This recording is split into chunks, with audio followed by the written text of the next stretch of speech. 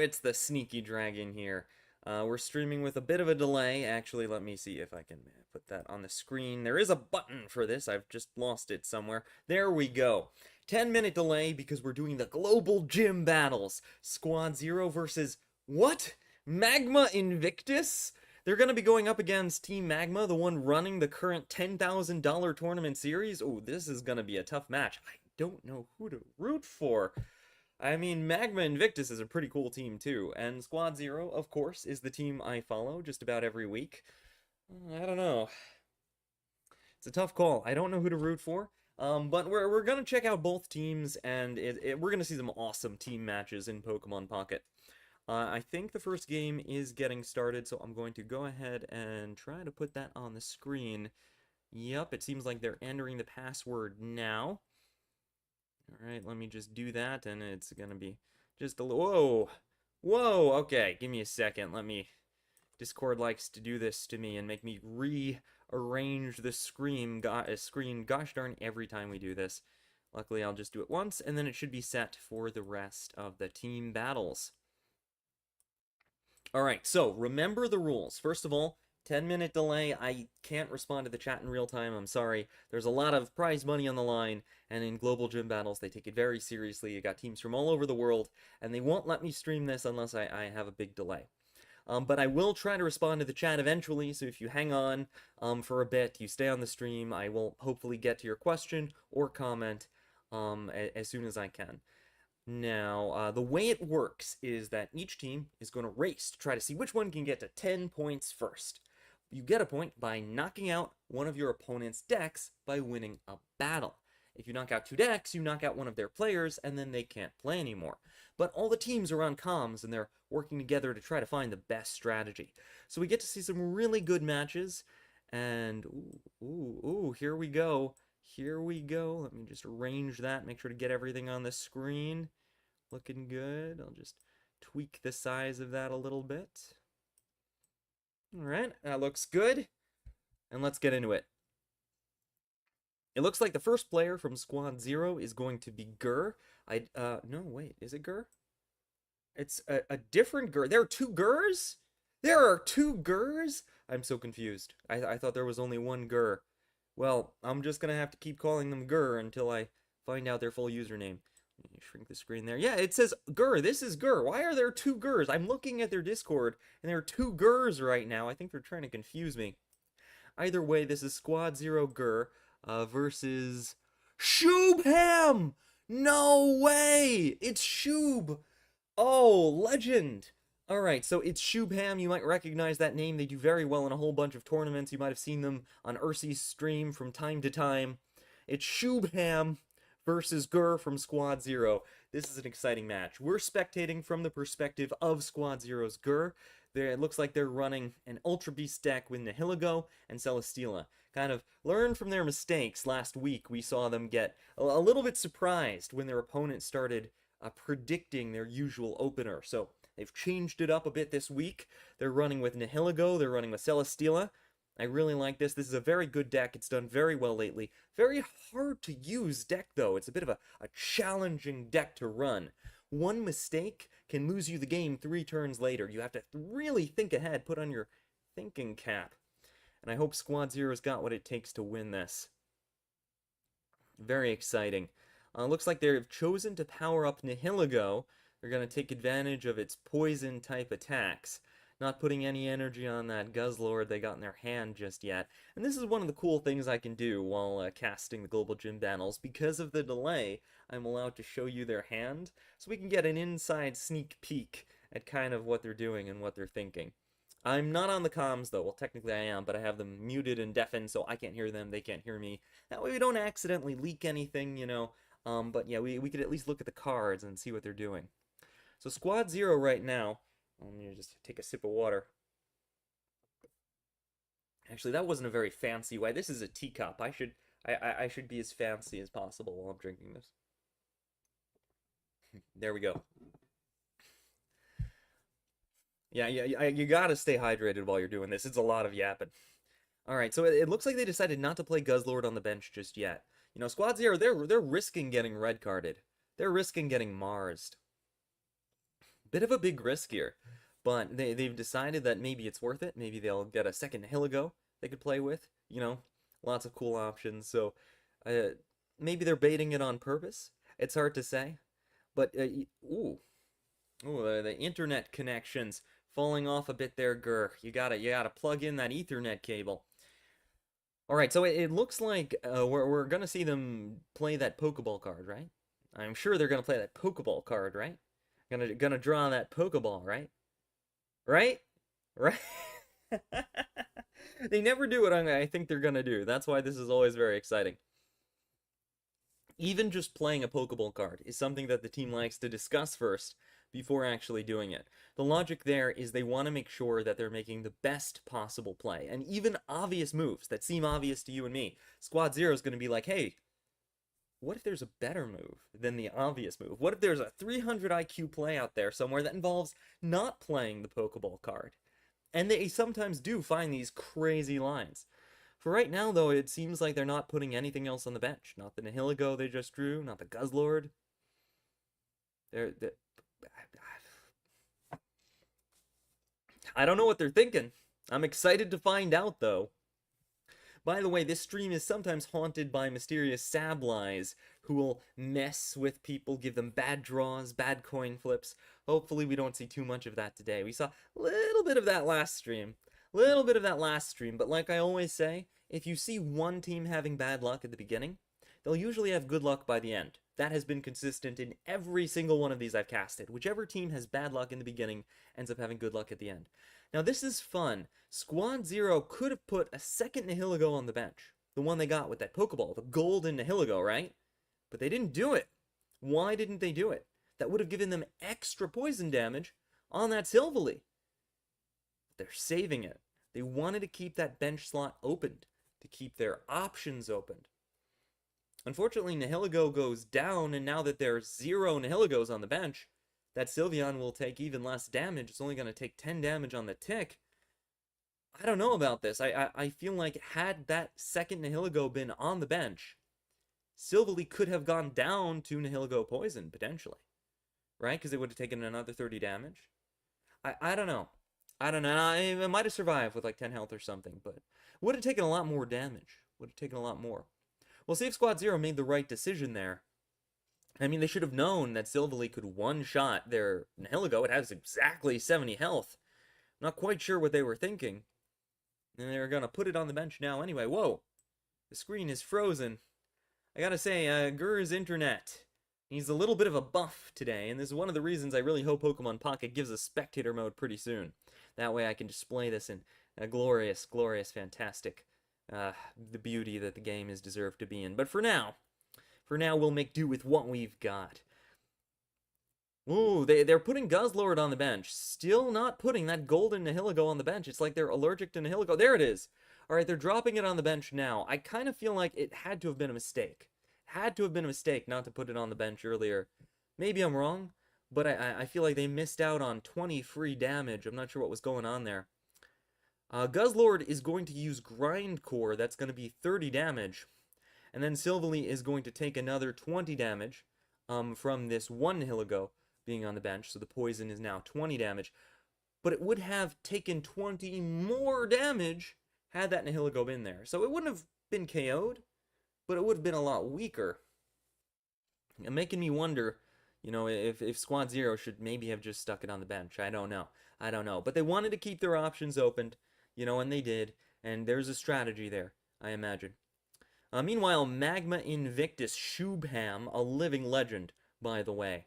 Shubham is a great player. I've seen their name in the top cuts of the Ursi Day, the Magma, well, of course, they're participating on the Magma team, and they have a good showing in the Magma tournament. But all the tournaments, Shubham's a good player. They actually almost won Ursi Day's first race to Master Ball contest. I think they eventually lost their points on that, but they were very close. Very close. Yeah, Shubham, great player. They're running what I've started calling the Frogs and Ponies deck, because it uses Greninja and Giratina, the frogs, and Silvally, the ponies.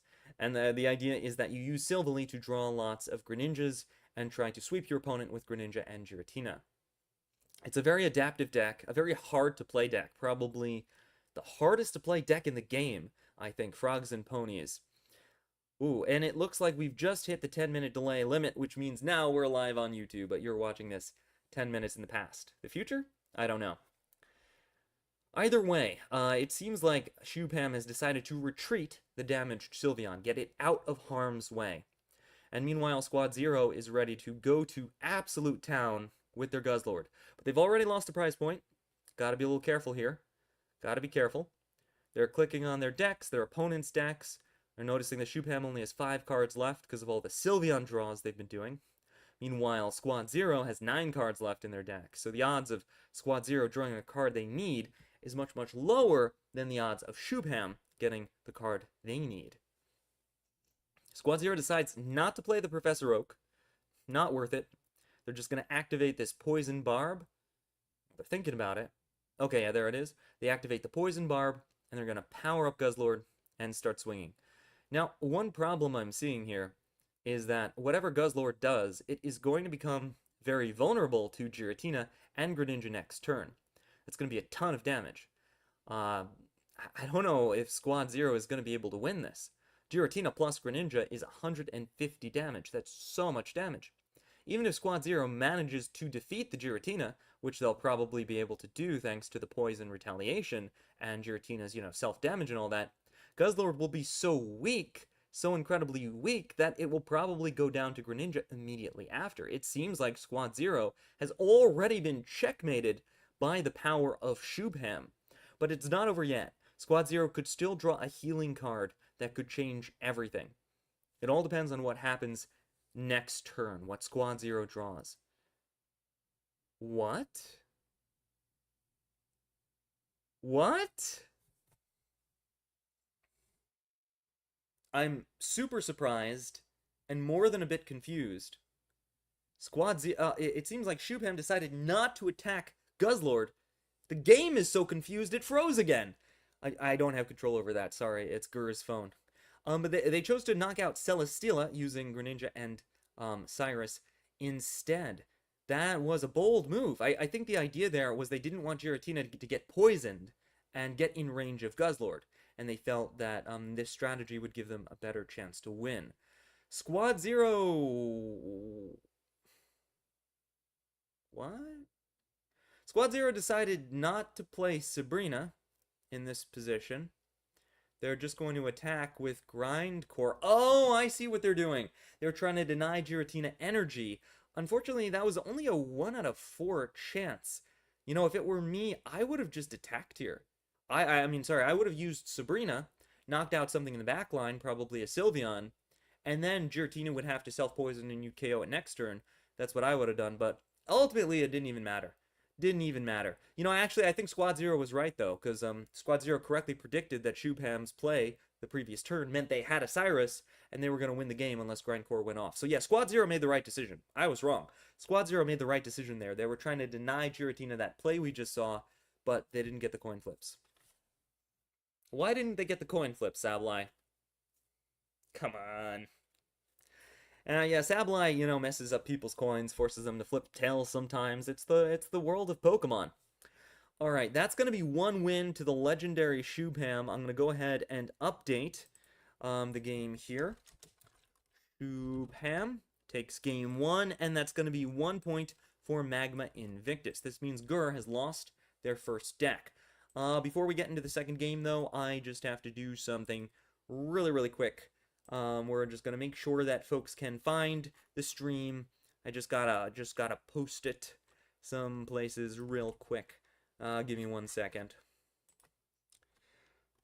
Shubham Magma versus Squad Zero. Let's go.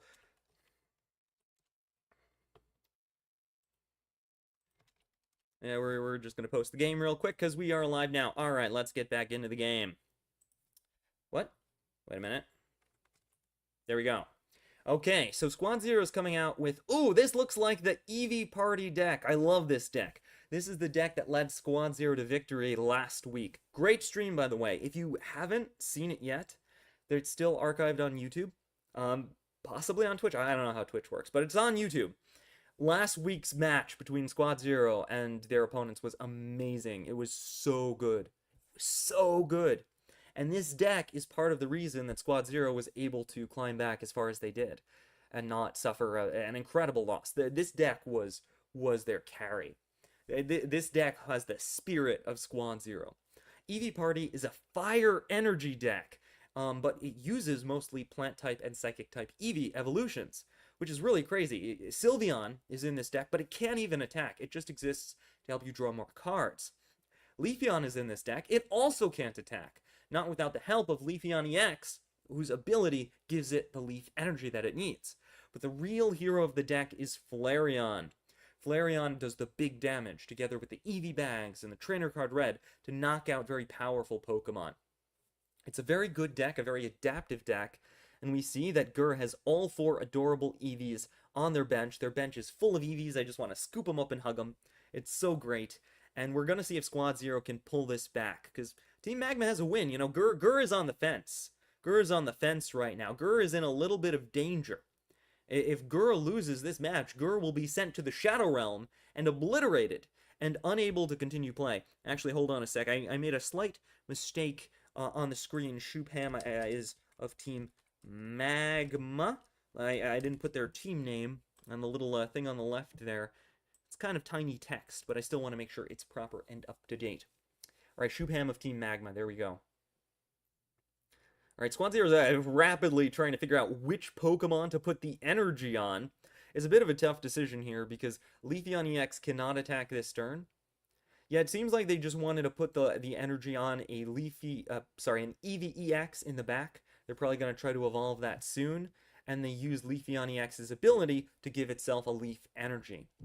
They don't want to overly commit here. After all, it doesn't seem like Leafeon will be in time to defeat the powerful Giratina.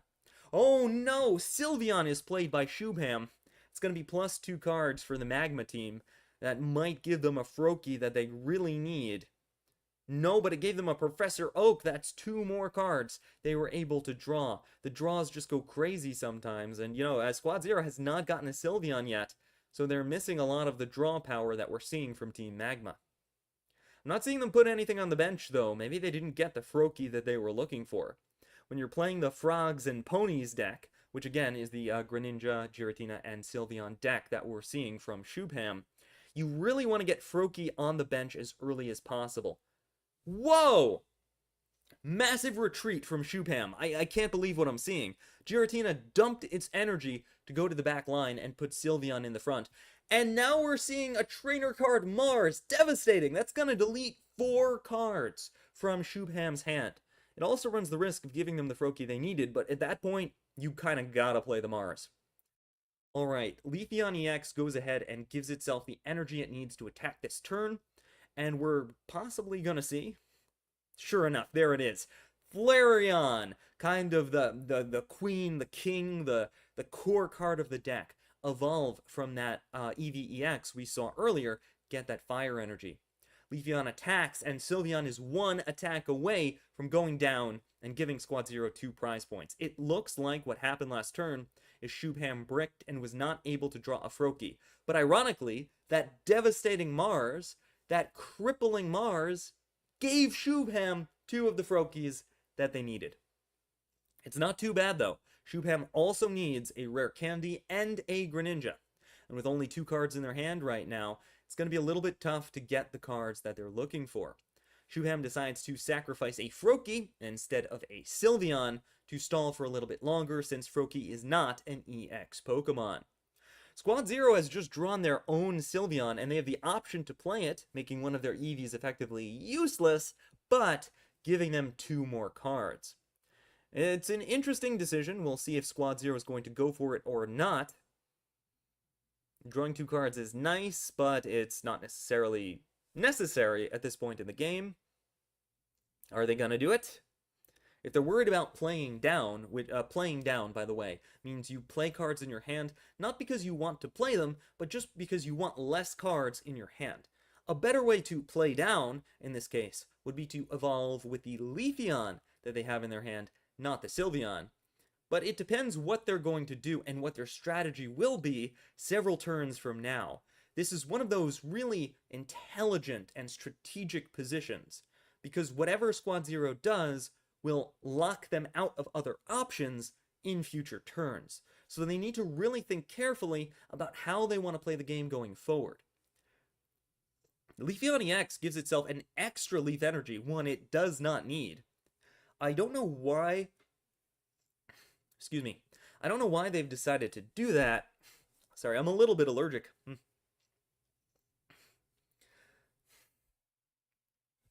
Oh, sorry. Allergies. I don't know why they decided to do that, but I think it's because they didn't want to evolve and commit to the evolution this turn of the Leafeon, and so instead they decided to just go for extra retreat energy for later. Shubham has brought Giratina to the front. Now remember, one Froakie has been defeated by Squad Zero. That's one prize point in their pocket. What this means is that Squad Zero does have the ability to win the game by taking out a single EX Pokemon. Shubham doesn't really have enough damage to knock out Leafeon in one hit, but Giratina's attack can definitely make it weak enough that it could be picked off by a Greninja later on, potentially. When you're playing against Frogs and Ponies, you can almost never really retreat anything, and nothing is ever safe on your bench, because at any time, a Greninja could just poke you and Cyrus you to the front. It seems like Shubham is really thinking about this and not sure what to do. There aren't really any good options.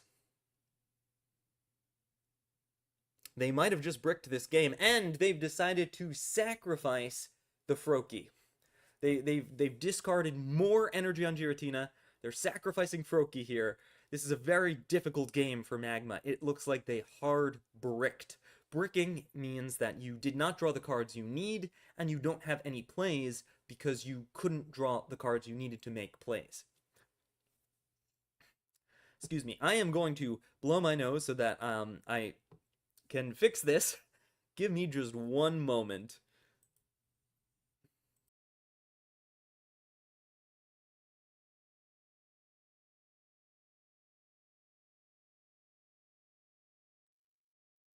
Alright, we're back. I made sure to mute the mic and everything, don't worry.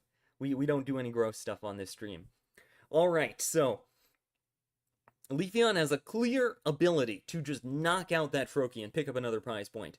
But I think what Squad Zero really wants is not a defeated Froakie. What they really want is Cyrus. Cyrus wins them the game. If they get Cyrus, and I don't know if they have Cyrus in their deck, but if they have it and they get it, they could use it to yoink that Sylveon to the front, knock it out, get 2 prize points, and win the game. But knocking out Froakie isn't bad. It's not a bad choice.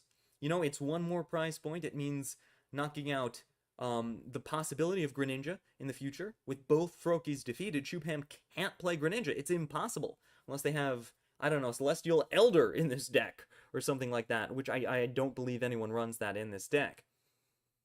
What that means is that Shubham is almost certain to be defeated by the incredibly powerful Pokemon that they're running, the Leafeon and the Flareon and everything. But Shubham is going to do their best, attacking with Giratina. That's massive damage, putting the Leafeon in big threat range. But there it is. Squad Zero just drew the exact card they need to win the game. It's not Cyrus, but it might as well be. Yeah, I don't know why they're hesitating. This is a guaranteed immediate win. Maybe they're worried about revealing it to their opponent. You know, they're trying to hide the fact that they have this in their deck. But Squad Zero ultimately plays the card, and Shubham surrenders. Grr picking up a win against a pocket legend right here. We're going to go ahead and update the scoreboard to reflect Grr's victory. It's 1-1. This is a very close match between Magma and Squad Zero, and I wouldn't have it any other way. These are 2 great teams, really fantastic. And mad shout out to Magma Invictus, by the way, running the $10,000 Magma Tournament Series. You can find out more about it on their Discord. Very exciting.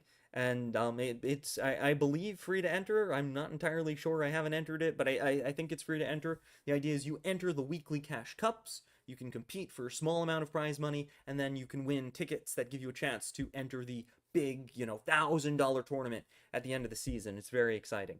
I've cast it a few times myself.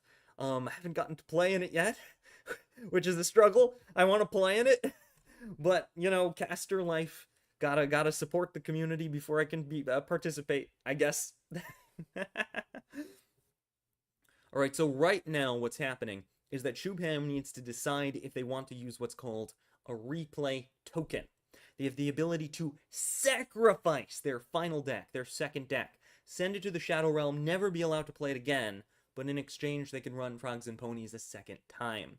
We're going to see if Shubham decided to use their replay token. Hold on, did I update the scoreboard properly? Nope, no, let me just add that game 2 was won by Gur of Squad Zero. Just put Squad Z. All right, and we see that Magma Invictus is running a different deck. They did not use their replay token. Just give me 1 second. I want to check chat real quick because I've been streaming 2 games in a row. I want to see if anybody has put any questions into either the Twitch or the YouTube. So just give me 1 moment to check that real quick. Don't see any questions on the YouTube, and as far as Twitch goes, Twitch is being dumb. Why aren't I logged in? There we go. Typing a quick hi to Ishan. How are you doing? And we're going to get back to the game. Whoops, wait, wrong button. And now we're going to get back to the game. Okay, so game 2, once again, Gur is using the Eeveelutions deck. Very exciting, very fun. And Eevee Party is a great deck. It is so much fun. It's very adaptable to a lot of different situations. You get to play with the multiple energy types. You get to decide whether or not you want to evolve this Eevee into that Pokemon or this other Pokemon. Sylveon, Leafeon, Flareon. You got options. Plenty of options. But right now what we're seeing is the classic, the deadly, Silvally Oricorio deck coming out from Magma Invictus. This is a very powerful deck. This deck, it's very similar to one I used to get to Master Ball in a previous season. Silvally alone is incredibly powerful, a Pokemon that can do 100 damage for just 2 energy, for very little activation cost.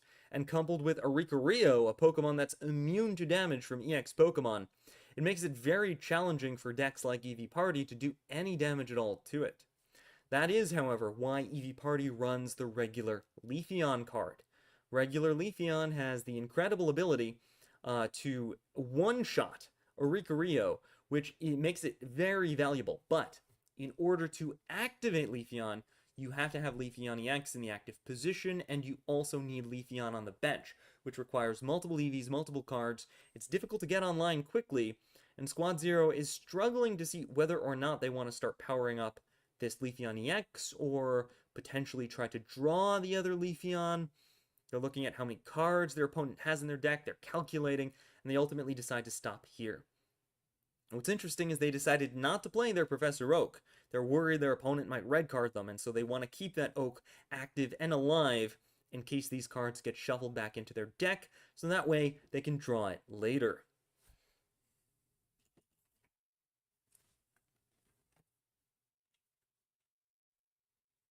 We're seeing that Magma Invictus is powering up their Silvally in the back, not their Oricorio. That indicates that they want to start this battle swinging with massive damage, put as much pressure as possible onto Squad Zero. And it makes sense. If you can knock out Leafeon, Squad Zero will lose their ability, Leafeon EX, will lose their ability to give any Leaf Energy to the regular Leafeon. Remember, that's the cool thing, but also a weakness of this deck. There's no way to give energy to regular Leafeon without Leafeon EX. And it's something that I think Shubham has realized, because by doing all of this damage to Leafeon EX, if they can knock it out, they could make it impossible for Squad Zero to win. Because if Squad Zero can't put energy on Leafeon, right? They can't hurt Oricorio. Then they automatically lose the game. It's pretty brutal. So Squad Zero has got to keep that in mind. Psyduck says hi to everybody. By the way, for those of you watching, I do apologize again for the 10-minute delay. That makes it a little bit difficult to respond to things in real time on account of the very high stakes of this tournament, and it being one of the most competitive team tournaments in Pokemon Pocket. Probably, I think, the only team tournament in Pokemon Pocket, with players from all over the world, including champions from the Ursi Day, the PLL, the Magma Tournament. So I've got to stream with a 10-minute delay. But I appreciate you sticking with me and enjoying the fun stream. And if you want to watch my streams where I am able to respond, hopefully I'll be doing some more of those next season. Next season, I am finally going to start streaming my ranked games. I haven't been doing that. I said I was going to be doing that. Next season, we're doing it. Wow, that was an awesome play. Squad Zero just brings in the Leafeon combined with Eevee Bag Tech to one-shot the Silvally. That was so cool. Oh, massive hype. Psyduck is really excited. That was a crazy play.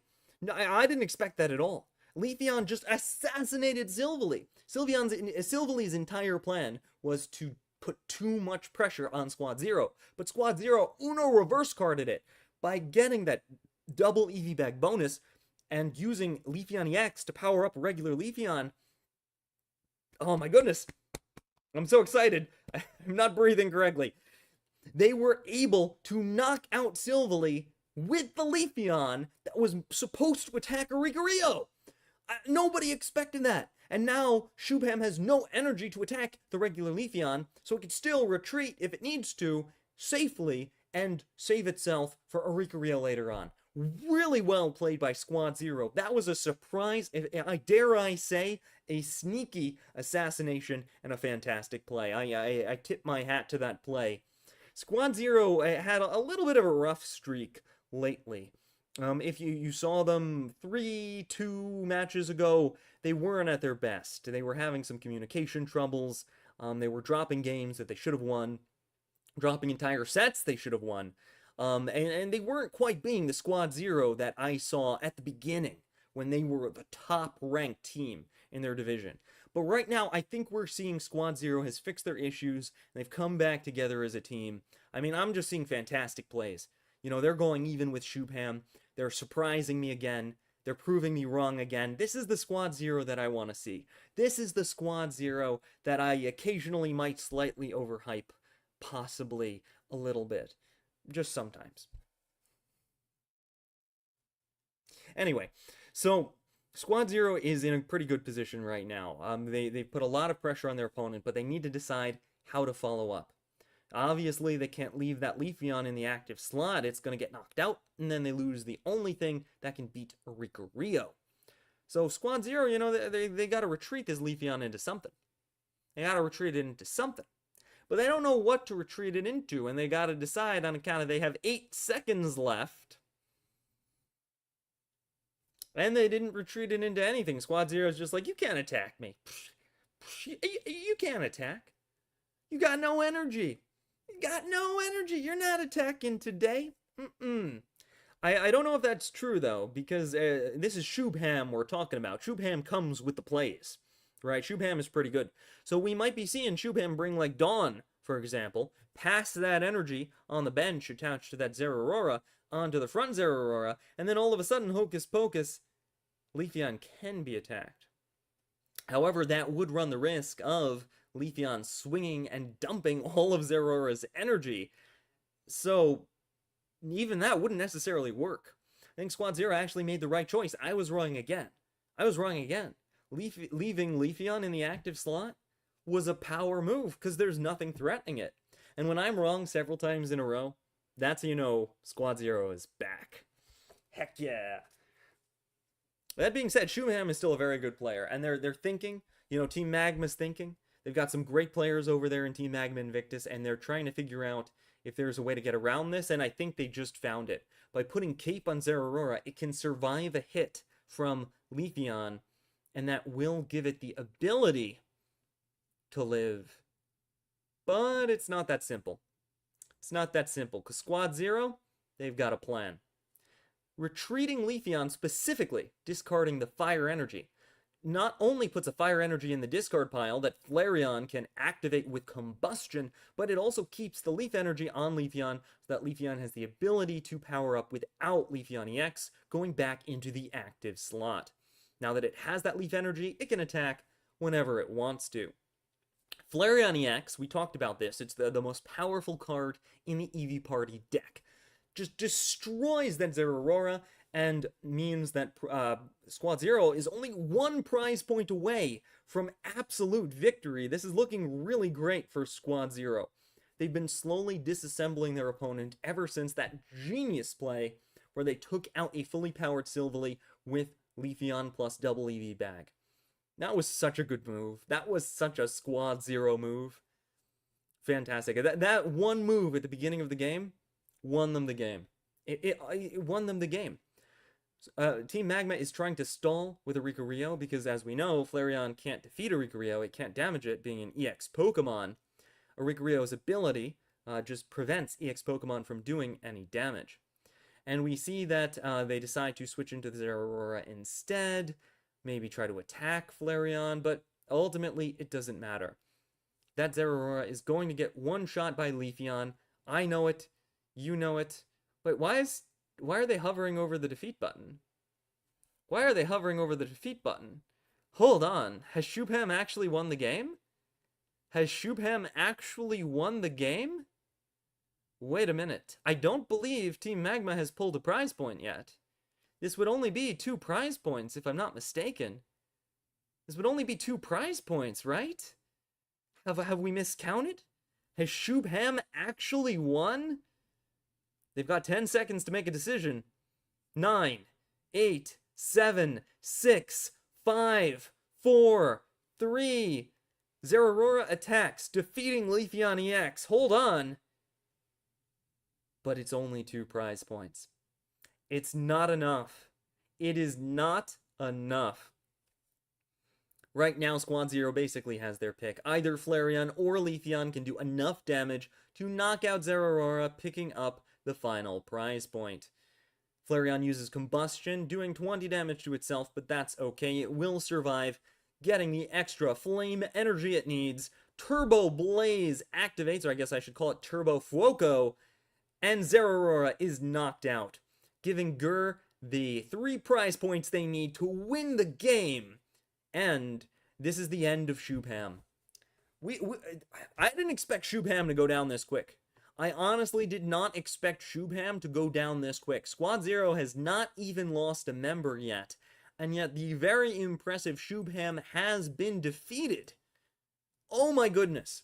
This is wild to see. That's Squad Zero's 2nd win. Shubham has been sent to the Shadow Realm. They're not allowed to play anymore. All they can do is help their team on comms. But Magma Invictus must send forward another player. They've got to send somebody else forward in order to figure this out.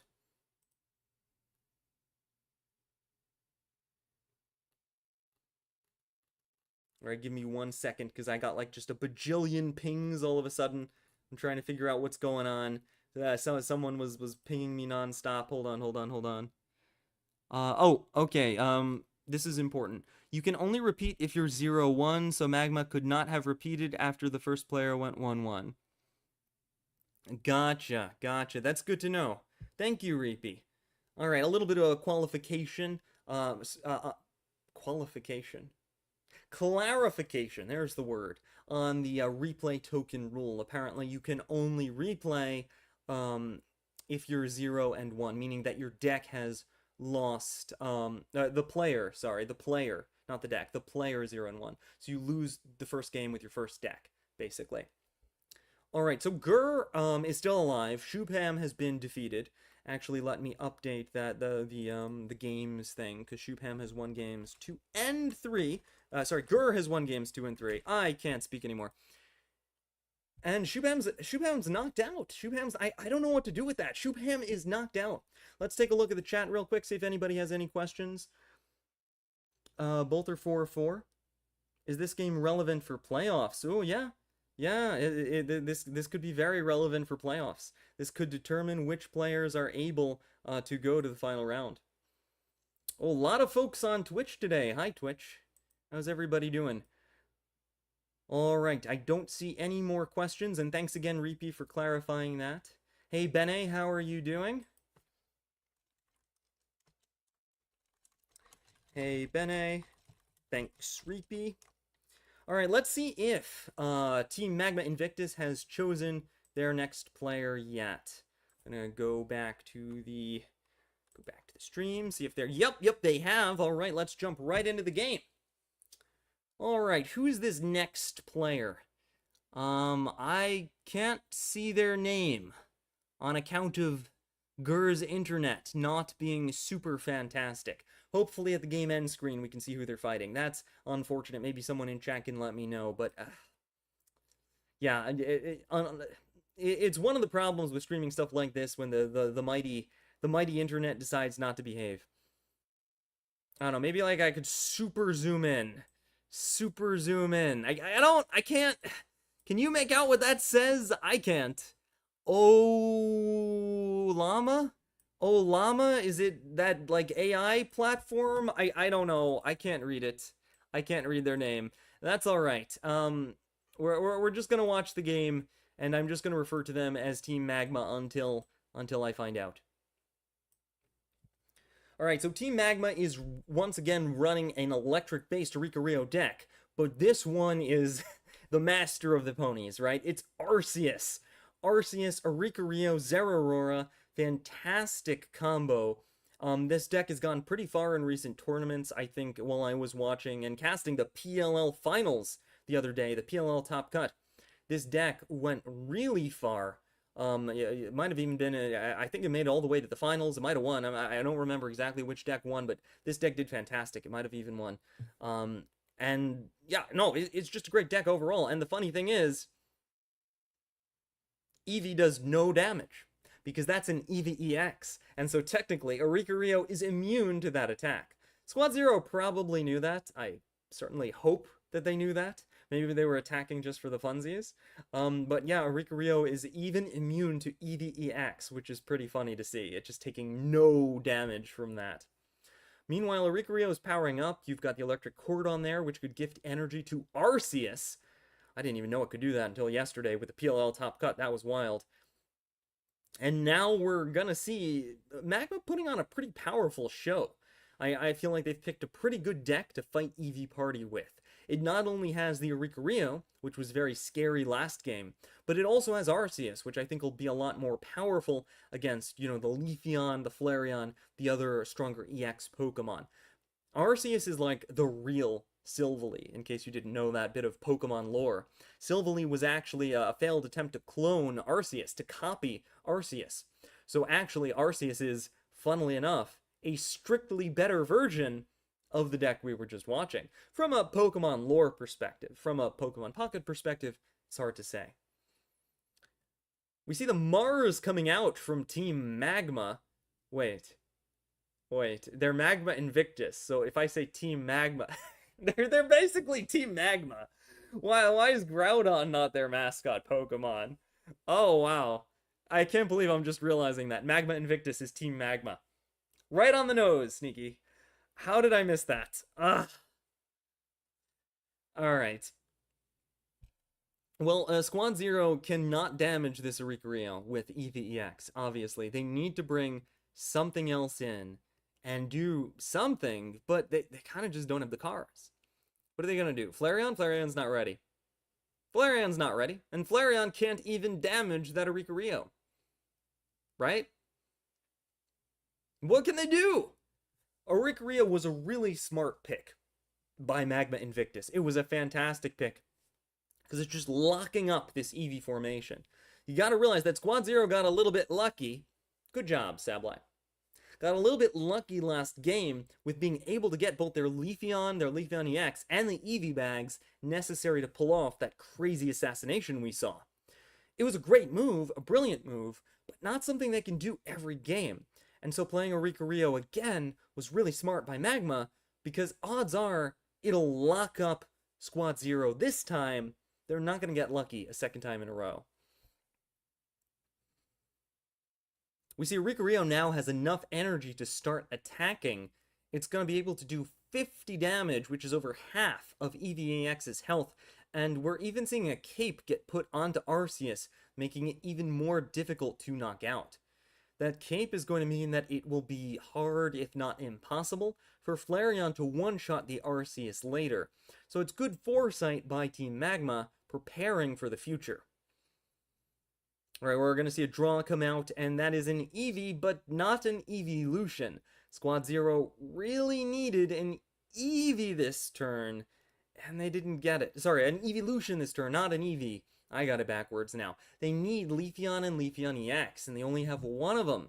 You need both to knock out the Oricorio, or nothing's going to happen. Just nothing's going to happen. It looks like they're deciding to retreat the EVEX, because if they don't, they'll lose 2 prize points for that thing going down.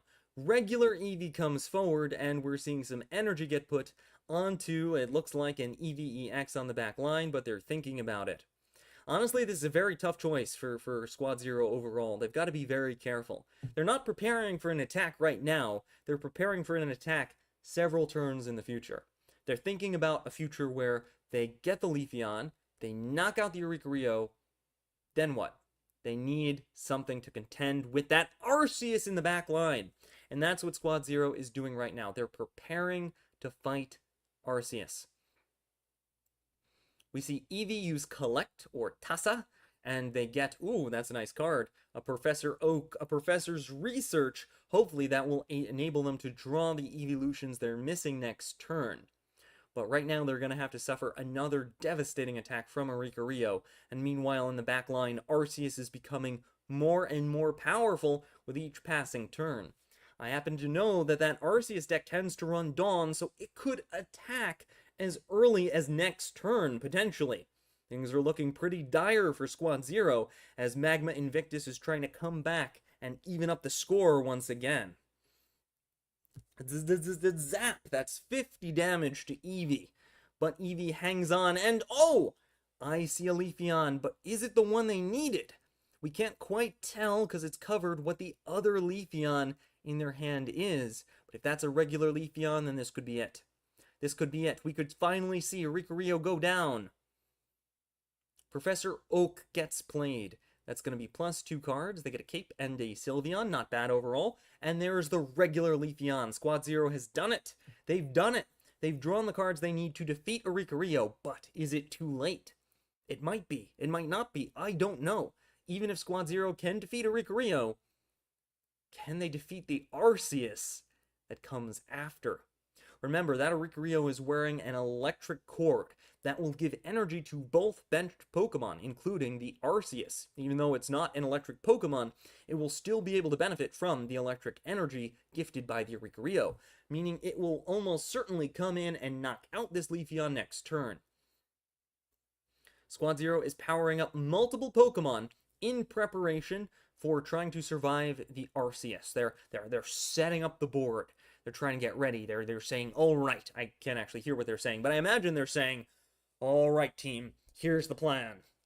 We need to defeat Arceus. We're going to knock out that Oricorio with Leafeon. But then Arceus is going to come out. So we got to make sure we're ready for any possible scenario. That's what they're doing. And so they've been spreading out their fire energy. We see 1 fire energy on the Leafeon on the left side of the bench. We see 1 on the Flareon. And I think the idea there is that they could bring either Flareon forward if they need to. So potentially they could evolve that Eevee with a 1 energy into a Flareon, and then it will be at a higher health than the damaged one from before, because remember, it took damage when Oricorio hit its pre-evolved form, right? It took 50 damage from that. That's a little bit weak.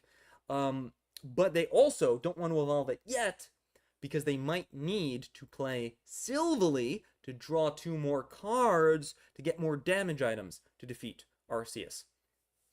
So Squad Zero, you know, they're making a lot of moves. They're making a lot of moves, and they're doing everything they can to set up as well as they can for that attack. But, you know, Magma Invictus, they're no pushovers. They're really good players. They're on to Squad Zero. They know what they're up to. They can smell it. They can smell a trap. They're bringing in the Arceus. They're gonna start swinging. They're gonna knock out Leafeon right now. Big damage. Forza Supreme. I'm pretty sure that's what that says. Forza! It's an Italian for strong, for strength. And it's also like an encouragement. Like you might tell someone, Forza! It's like the Japanese equivalent of ganbatte. Ganbatte kudasai. The Italian version of that is Forza! I'm not kidding. That's really what that's how it's used sometimes.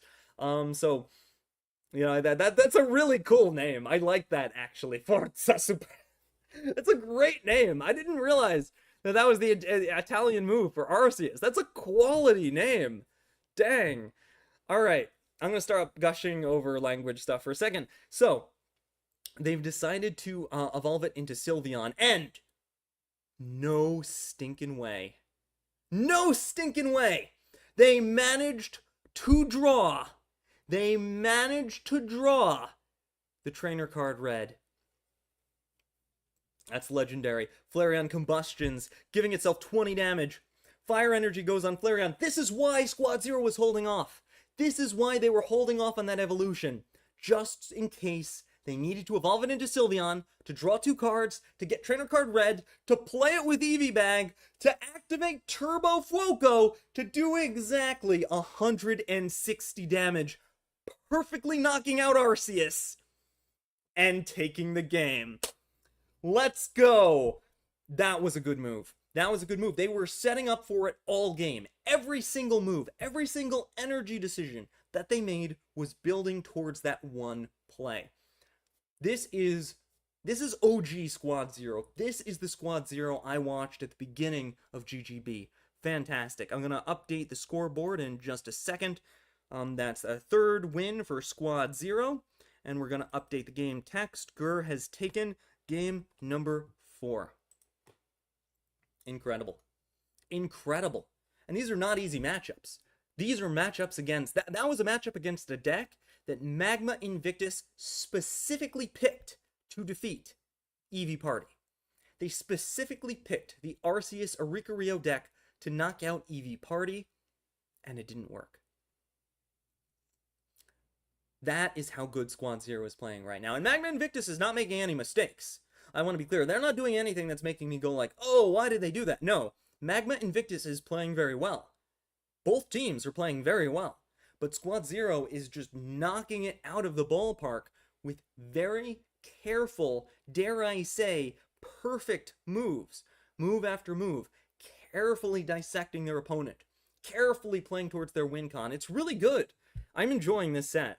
I've got to admit, Squad Zero was flagging a little bit for a couple of weeks going back, but they're back today. They're back today. So far. I don't know. We'll squint a little suspiciously. We're still early on into this battle, but so far they've been pretty good. But Magma Invictus is a fantastic team. Magma Invictus is an amazing team. And playoffs could be on the line today. Whichever team loses might get knocked out of playoffs. I'm not exactly sure what the numbers are, but to my understanding, whichever team loses, they might get knocked out of playoffs. So, both teams want to win this. All right. There's the replay token. So Team Magma Invictus, decided to use their replay token to play the Oricorio deck again. They are convinced that Oricorio is the secret to defeating Eevee Party. They're convinced. They're convinced. If they could just stop Squad Zero from drawing Leafeon, if they could just prevent Leafeon, they'll win the game. And they're trying a 3rd time. This is try number 3. Try number 3 to defeat Squad Zero's Eevee Party deck. But Squad Zero, they party with Eevees every night. It's not going to be easy. But if anybody can pull it off, it's Team Magma. Let's see how they do. Alright, so once again, they're starting with Oricorio. And I gotta say, I'm questioning that decision a little bit. I feel like if Oricorio is your win condition, do you really want to put that on the front lines every single game? I mean, so far, that's just... it's made it very snipeable for the sudden Leafeon. It just comes forward and boom, knocks it out, right? But the problem is that's kind of how that deck plays. The Electric Arceus deck, you want to start with... Wait, something's not right about that deck. I'm looking at it, and it just hit me. I'm not saying Tapu Koko. That deck is supposed to be running Tapu Koko. Is Magma Invictus getting really unlucky? Or are they running a bad version of the deck? Because the good version of that deck, the one that I like, runs Tapu Koko. It runs Tapu Koko EX, it gives a lot of early pressure, and it would be perfect for Team Magma in what they're trying to do, because they could knock out some EVs, and then they could wall with a Rickerio later. But starting with a Rickerio, and then eventually going into Arceus, it's just not as good. You either want to rush Arceus, or you want to rush Tapu Koko. You don't want to rush a Rickerio. I feel like either Team Magma has been really unlucky today, they're just not drawing the Tapu Koko, or maybe they made a mistake in building this deck. I'm not sure. We'll have to see if a Tapu Koko appears at some point. There's the Leafeon EX for Squad Zero, but they still need the regular Leafeon. Until they draw the regular Leafeon, they will have no way to remove that Oricorio. So, you know, once again, that's the gambit from Team Magma. Team Magma is gambiting that Squad Zero will not draw both Leafeons. Take a little sip of my water in this teacup. Raise your pinky for fanciness.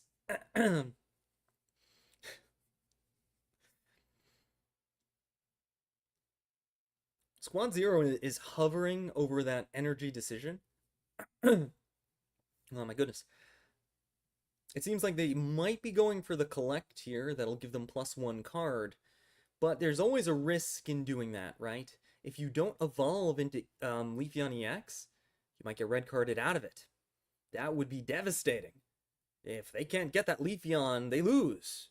But they need to draw the other Leafeon too. Caught between a rock and a hard place, they decide to go for it, and Collect gives them a Professor's Research, but they're really vulnerable right now. They're super vulnerable right now, and Team Magma knows it. Team Magma can see there are 6 cards in their hand. If a red card or a Mars comes out right now, oh no! It was too risky. It was just too risky. Magma plays the Mars card, and oof, devastating damage is done to both the frontline Eevee and... You've got to be kidding me. Squad Zero's hand. Now, Squad Zero drew 2 Leafeon EXs, but none of them are regular non-EX Leafeon. And it's the not EX one that they need to draw. Because they didn't, and because they got Marsed, Squad Zero is looking a little bit rough right now and rapidly running out of options. I think Team Magma made the right choice to continue to use Oricorio, because they knew eventually, as is happening right now, Squad Zero would not be able to draw the cards they need to defeat it. Squad Zero's struggling. They're not sure what to do. They're debating playing a stall Sabrina, which really does nothing other than stall. I don't see what value it would give them in this position, really. But they're playing it. I don't know why, but they're playing it. Oh, but you can't play Red and Sabrina at the same time. So that you're not going to be able to knock it out. What? So Squad Zero has just decided to do 70 damage to Zeraora for no clear reason. I guess they're just trying to make the plays that they can make while keeping Leafeon in the active slot, I guess, in preparation, potentially, for to draw the regular Leafeon. But oh no!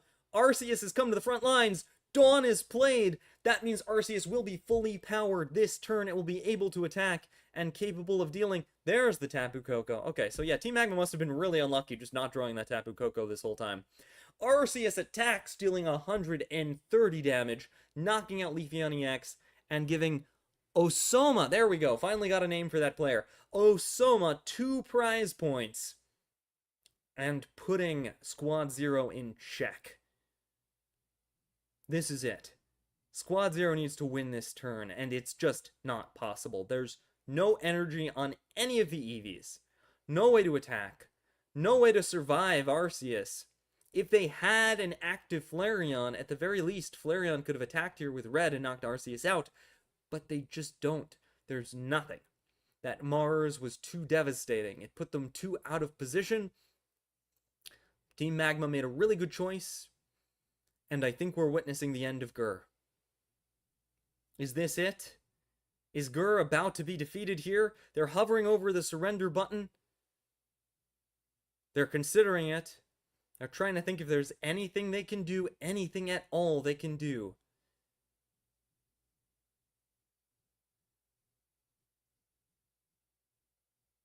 Is this the end? There it is.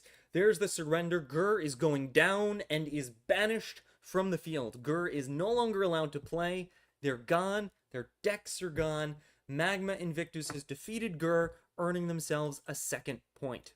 This means that both teams have lost one player. Gur has been eliminated from Squad 0, and Shubham has been eliminated from Magma Invictus. I'm going to update the screen to show that Game 5 has been won by Osoma from Magma. And before we get into the next game, let's check the chat real quick, see if anybody has any questions. Magma Osoma playing, that's the name. Thank you, Bene. Doing great. We won our game yesterday and locked first place in the division and bye week for the playoffs. Yo, Bene, that's awesome. All right, that is so cool. In honor of Bene, hold on, that's so cool. I will honor you in 10 minutes of delay. Major shout out to Bene. That's awesome. That is really, really cool. Congrats. All right, I don't see any questions on the Twitch side of things. We're going to just check one thing real quick. Just one thing real quick. Give me a second. Give me a second, because I wanna respond to Bene and make sure that I got the right thing here. Hold on. Hold on. Yeah, Bene's in the Italian Psyducks, right? I think so. Possibly. Double checking. Not 100% sure. Not 100% sure. Okay, I'm not 100% sure. I've gotta get like a list of everybody's team.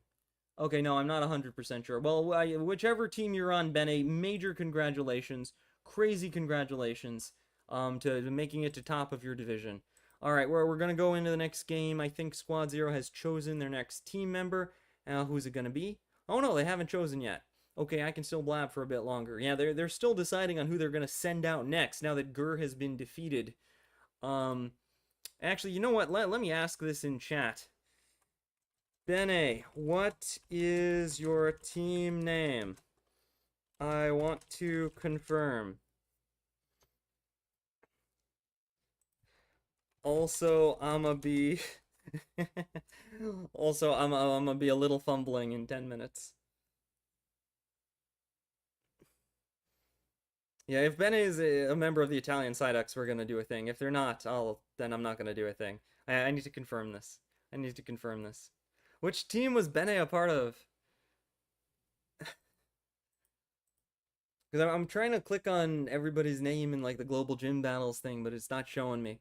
It's just not showing me. I see they're a member of Chefs. They got that's too many roles. That's the problem. Too many roles. Pocket Chefs? Are you in Pocket Chefs? It's either the Chefs or the Psyducks, I think. Double checking. Double checking. Alright, well, we'll find out later. Let's see. Oh, there we go. Squad 0 has picked... No, they still haven't. What's going on, Squad 0? I don't know what's going on, but they still haven't picked their player. This is unusually slow for Squad 0. Normally they're like, oh, we know who's going next. We know who's going next, but they're having a tough time deciding who's going to fight against this Arceus deck. I don't know why, but they seem to be debating what they want to put against this Arceus deck. Alright, well, until they decide... Someone tell me what team Bene is on, because I want to give them a shout out. You know, maybe I could just check the divisions in the Global Gym Battles Discord real quick. No, I can't find it. I can't find it. Is Bene in Pocket Chefs? I want to say Pocket Chefs. Custom role for Pocket Chefs. Alright, I'm going to stop babbling like a dummy. I don't know. Well, either way, major shout out to Bene. Fair warning, my shout out is awkward and fumbly. Okay, there we go. Communicating with people with time delay is always fun. And Squad Zero has finally decided who they're sending forward. There we go! It's just Samuel from with the S Mafia tag. All right, just Samuel from Squad Zero, possibly one of the representing the Italian team members. Maybe that's why I've got the Italian Psyducks on the brain. I don't know. Ugh. Bringing it in. Here we go.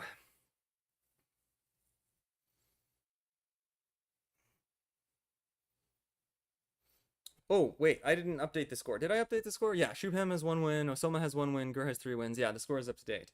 Okay, so Squad Zero is leading by 1 game. Right? They're leading by 1 game. That's not a big lead. It's a tiny, tiny, tiny lead. 1 game is like you've got the initiative, kind of, sort of, maybe.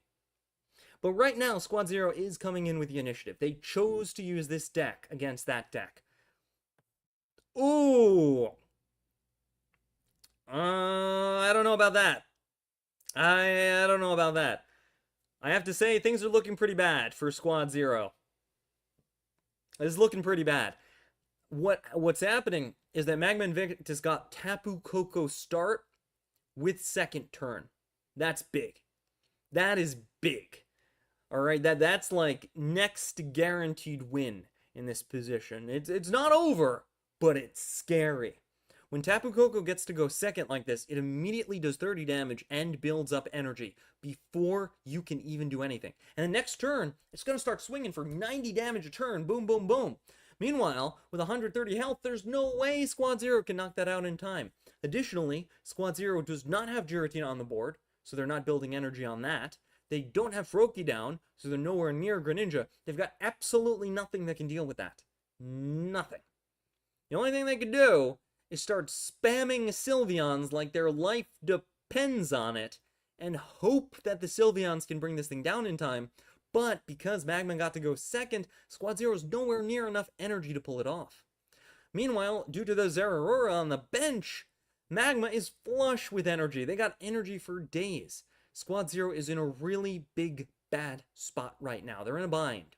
They're in a sticky situation. I don't know what they could possibly do to turn this around, but they're going to try. They're considering the double evolution into Sylveon. I completely agree. They got to draw better cards. They're just bricked. They just did not draw what they needed. Frogs and Ponies can be an amazing deck, but not if you draw like this. Wow! And they are still no Froakie, no Giratina. They finally play the Pokeball. It's Giratina, but it's a super late Giratina.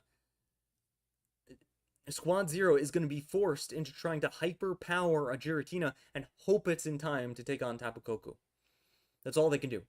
That's it. This is going to be a scary battle. This is going to be a brutal battle. This is going to be a race against the clock. Can Giratina come in clutch before it's too late? Before they get swept by the Tapu of Kokos?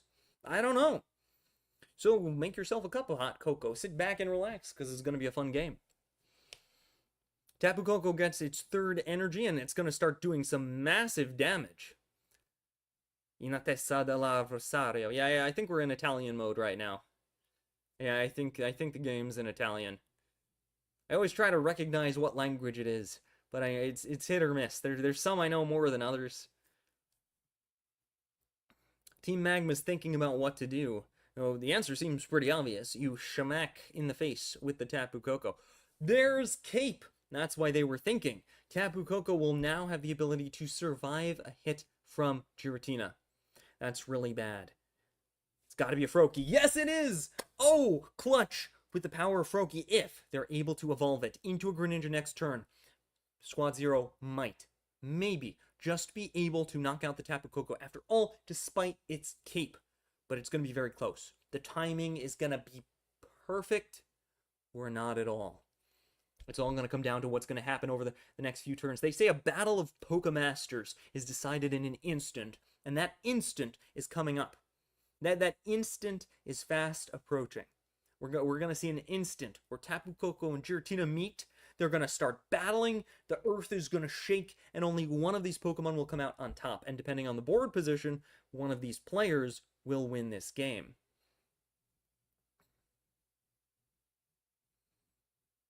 It's a tough call. It's a tough call. They're deciding whether they want to try to retreat, maybe try to save the Sylveon. They decide not to. I agree. I think it's better to just power on Giratina right there. Get Giratina really strong and ready to do battle with Tapu Koko. You know, they're arch enemies. They gotta fight. They gotta go at it. Arceus gets played onto the bench. That's going to be a really powerful option. A very powerful option for Magma. They also have an Oricorio to deal with Giratina later if they need to. This is a tough spot for Squad Zero. It's not looking too good for them, but they're playing as best they can. They're making the best moves that they can. Meanwhile, Magma's not letting up. They're not getting, overconfident. They know that they're winning, but they also know that the game could turn on a dime, on a tip of the hat. So Squad Zero is being very, very careful. Very, very cautious. Sorry, Magma is being very careful, very cautious, trying to make the right plays here and make sure that they think of everything that could happen. Who do they want to give the energy to? Oricorio or Arceus? I think that's the big decision that they're facing right now. Let me know in chat what you think they should do, though keep in mind I won't see that chat for a good 10 minutes, but let me know. What do you think they should do? Psyduck thinks that giving it to Oricorio is the right move, because it will let Oricorio start doing damage to Giratina, and that damage could be followed up with like an Arceus hit or something else later to possibly pick off Giratina and win the game, but letting Oricorio attack first is the right call, according to Psyduck. I'm not sure if that's true, but we'll see. Either way, they decide to give the energy to Arceus, disagreeing with Psyduck's assessment. Giratina comes forward, and now things get real. This is where the game begins. This is where the game begins in earnest. Froakie evolves. It emerges from the swamp as a mature ninja frog as part of its life cycle. You probably learned about this in Poké Biology class. And now, with the power of Shuriken combined with Giratina's attack, one-shotting the Tapu Koko on this turn is now possible. That energy being given to Greninja is critical, because what it means is that Greninja will be able to knock out Oricorio if it walks forward, which means putting the energy on Arceus was the right call, because Oricorio cannot tank Greninja anymore, since, if you notice down below, Squad Zero's next energy will be water. So you weren't right about that. Anyway, Team Magma decided to bring in Arceus, but it only has one energy. Without Dawn, it's not going to be able to attack this turn, and if they use Dawn, they can't use Red. Either way, it doesn't look like they're going to be able to knock out Giratina. Their best hope is to damage it enough that Giratina can't attack without knocking itself out from recoil. But in order to do that, Arceus needs to do more damage than it could, and Oricorio comes forward! Oh no! That's gonna be game. That's gonna be game.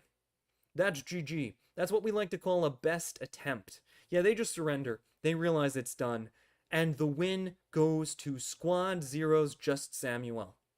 Well played. Well played. That was a tough opening for Squad Zero. They were up against a turn 2 Tapu Koko. Very heavy pressure play. But they stayed calm. They made the right moves. And they were able to clutch out the Froakie just in the nick of time and win the game. That was one of those games where both teams played well. Both teams did the right thing. I kind of feel like that game was won a little bit due to luck, rather than one team making a mistake or being better than the other. I think both teams played that very, very well. Ultimately, though, Squad Zero did come in with momentum, right? They got to pick their counter deck, and they've just defeated Osoma from Team Magma. So Osoma is now sent to the Shadow Realm. Magma is down 2 members. Squad Zero's only down 1. They've only lost Gur, whereas Magma has lost both Shupham and Osoma. And now it's all going to come down to if Magma can try to pick this back up. In the meantime, I'm going to report that game 6. Why is there an L here? That should be a colon. Game 6 was won by Samuele of Squad Zero. And just going to check chat real quick. Badoop. Pocket Chefs. We are number 1 in the league right now. Round difference almost 40. We're doing pretty well this season. Also, thanks. Nah, Benny is Pocket Chefs as well. Thanks, Toby. Thanks, Toby. right. And we're going to get back into the next game. So mad shout out to Pocket Chefs, an incredible team that cooks up some incredible decks and is top of the league right now, it seems. Top of their division, doing fantastic with a massive diff score. Huge shout out to Pocket Chefs. Thank you for correcting me earlier. I don't know why I had Italian Psyducks on there, but you told me they were the Italian Psyducks. What's happening? Psyduck, give me my hat back. Ugh. Okay, so mad shout out to Pocket Chefs and Bene. It looks like we're going to get into the next game. Magma Invictus needs to pick the next player that is going to compete against Just Samuel from Squad Zero. Remember, Magma only has 3 players left, and each player has 2 decks. If they all get knocked out, Squad Zero wins. And Squad Zero wants to knock them out by as many as possible. Like, you see that score over there, 4-2. The more wins Squad Zero ends this with, the better, because it could make the difference in tiebreakers and whether or not they get to the playoffs, so that they could get to the final tournament, win the prize money, win the honor, the glory, all of that. Also, we might not be seeing Random Ways today. I'm not sure if we're going to be seeing Random Ways today, on account of Random Ways is also top cut in the Ursi Day. Last I checked, they were actually ranked number 2. I don't think the Ursi Day is going to start for like another, I don't know, hour or so, hour and a half or something like that. So we got plenty of time, but I think because of that, we probably won't get to see Random Ways play for Squad Zero today.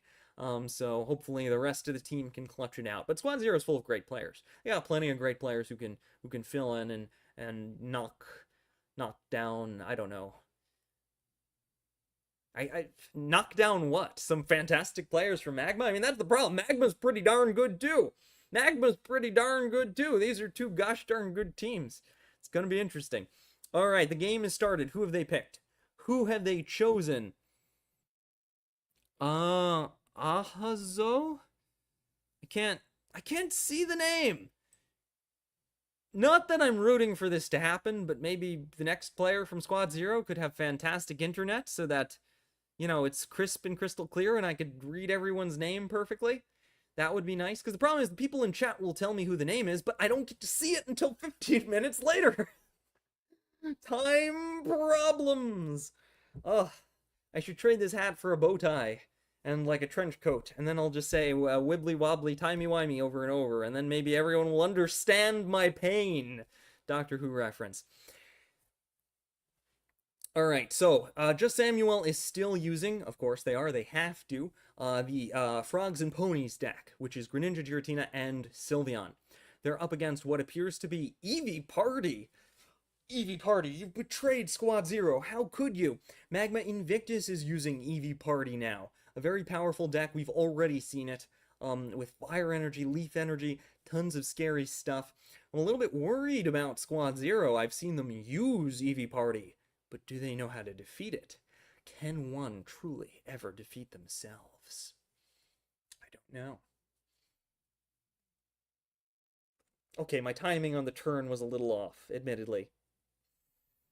In any case, Squad Zero is going to be able to play Pokeball here. That's going to give them a Sylveon. They could additionally evolve that Eevee. Ooh, they got Froakie. Nice. Getting Froakie, Giratina, and Eevee early. This is like the Exodia of this deck. This is the ideal setup. You want Eevee, Giratina, and Froakie. And then leaving one bench slot open for options. You could put another Froakie there, another Eevee there, depending on what you need. It looks like they're leaning towards another Eevee. Probably because they don't have another rare candy in their hand, and they just want to draw rare candy as quickly as possible. So they're giving up on the second Froakie. I don't want to say it's wrong, given that they have a Psychic Energy coming up, and they're probably going to use Giratina as their main attacker. I do think that's the right choice, but I've got to say that most people who are really good with this deck will favor the Froakie a little bit, will favor the Greninja a little bit. Squad Zero is leaning more on the Giratina. Now, that's been right so far. It's a decision you have to make every game with this deck. It's one of the reasons that this deck is so hard to play. Because you have to decide early on if you're going to play Giratina heavy, Sylveon heavy, or Froakie heavy. And you have to make that decision turn 1. It looks like what we're going to see is either a Sylveon heavy strategy or a Giratina heavy strategy, but not Greninja heavy. They're not going for Greninja heavy. They're just going to have one Greninja, and it has no energy. They're probably not going to attack with it. That's probably the right choice against Eevee Party, because you want to do big damage. Oh, that hurts. That hurts to see. Even though that might have been the right choice, this draw makes it a very awkward one, because now they have the ability to get a second Froakie online, but just, they can't play it. They can't play it. That being said, it doesn't really matter, because there's no rare candy yet anyway, so, you know, even if, it wouldn't be possible. Squad Zero decided not to attack with Sylveon this turn. That's an interesting choice. But I do understand it. This is going to give Giratina enough psychic energy so that it could attack without ever having to bellow again. Sylveon could attack next turn and outduel Leafeon because it has Cape and Leafeon doesn't. Or Giratina could come in, potentially if they get the rare candy, knocking out the Leafeon in one hit. So this move gives Squad Zero a lot of power. I definitely agree with it. I think using Giratina instead of Sylveon was the right choice. And you can see, right, how playing this deck is hard. Turn 1, they had to decide if they were going to play with 2 Greninjas or not. They decided no, and no energy on Greninja, so Greninja's not their main attacker. But they were still splitting between Sylveon and Giratina. Then turn 2, they had to decide, Sylveon or Giratina, we can only have one. They decided to go with Giratina. Sabrina is played. That was a good move. Forcing Squad Zero to have to sacrifice something. They chose to sacrifice Eevee. Now, sacrificing Eevee is what I want to call an aggressive play. A very aggressive play. Because you lose the ability to draw cards. So you lose your consistency, right? Yeah, Azo. How do I pronounce that? Is that A-H-Z-O? I'll just say Azo. So Azo made a good move there, and I don't know if Squad Zero made the right choice or not. They've opened a slot on their bench for a second Froakie. Okay, rare candy. That made it the right choice. As long as they drew rare candy, it was the right choice. The point of that Eevee was that if you got a Sylveon, you'd then play it to get rare candy, but yeah, Squad Zero's luck score was high enough that it was able to justify sacrificing Eevee. Alright, we're going to see Giratina come in, and wow, Squad Zero is not going to eliminate the Leafeon with all the energy. They're actually going to pick off the Eevee in the back that has that fire energy, and that's smart. This is because Squad Zero knows that deck. They know that deck very well. They know that when Eevee Party gets Flareon, it can one-shot anything with its Eevee bags, with Trainer Red. So they eliminated the option. They said, no, you're not going to get Flareon next turn, you fool. We are Squad Zero. We know that deck. A devastating blow to Magma Invictus. Not only did they lose their critical piece of their strategy, but now it's going to be really hard for them to play a Fire-type Pokemon, and they're Team Magma. That's gotta hurt doubly much. We see them play a Professor's Research, try to restore the situation, because remember, the game's not over yet. Team Magma has a prize point. Squad Zero has a prize point. This is anybody's game. Even though they were denied that potential Flareon move, we could still see them make plays. There are plenty of plays that Team Magma could make here. They got a lot of options, a lot of great moves. There it is, Flareon EX is coming. Squad Zero knew it, they predicted it, and they denied it the ability to attack this turn. But it could just attack next turn. That's fine. That's fine. It uses Combustion. It's going to absorb fire energy from the graveyard. Might have been a little early for that, I'm not sure. But it's going to do it. Leafeon gives itself Leaf Energy. But, okay, there we go. There's the Eevee bag. I was wondering for a second there, because, hold on. This still doesn't work. This still doesn't save Team Magma. They're still kind of in checkmate right now.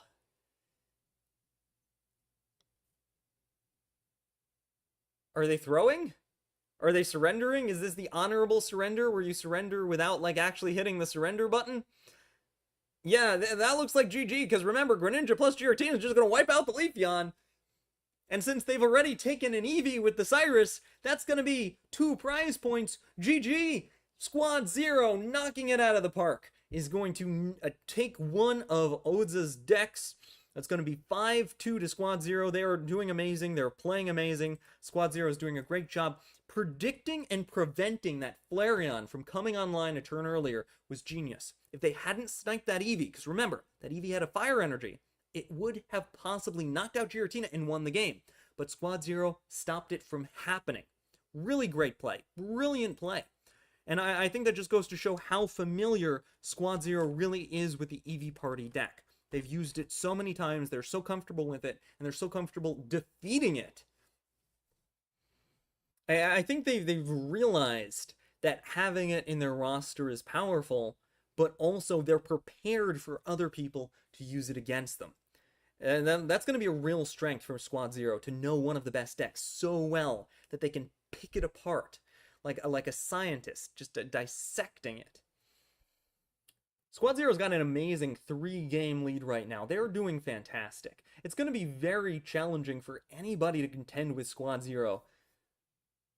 And, you know, just Samuel's still playing Frogs and Ponies. There's no reason to stop. They've got to keep playing it until it gets knocked out. Is this a replay token? We are witnessing what looks to me like a replay token. I believe a replay token was used by Oza. They sent their second deck, whatever that is, to the Shadow Realm, and they're going to play Eevee Party again. I don't know if that was the right choice. It seems like Ponies, Frogs and Ponies can beat Eevee Party, and Eevee Party can beat Frogs and Ponies, but Squad Zero knows that deck so well. It's like trying to defeat someone with their own hand. It's their hand. They know it better than you. I don't know about this. I'm not sure if this was the right decision, but maybe whatever their second deck was just a really bad match for Frogs and Ponies. Either way, we're going to see Collect, aka Casa, used by Squad Zero. They're going to draw a card and hopefully try to get maybe some rare candies next turn. More Eevees getting chucked onto the bench by Team Magma.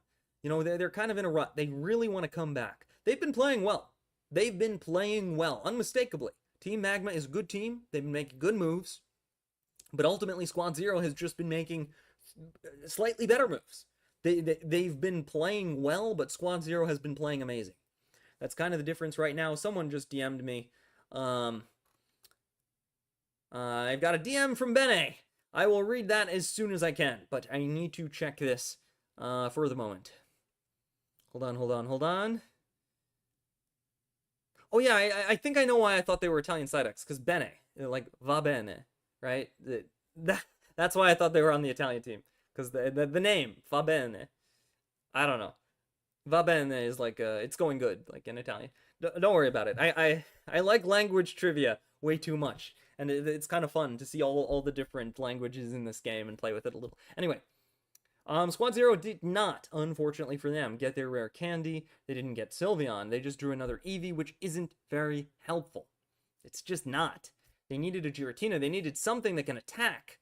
The best they could do was use Cape to try to stall, to keep Eevee alive as much as possible. They're powering up the Froakie in the hopes of getting rare candy, either from this collector or their next turn draw. That's a Sylveon. If they don't get red carded or Marsed, could get big draws later. I see your DM, Bene. I will check that as soon as I can.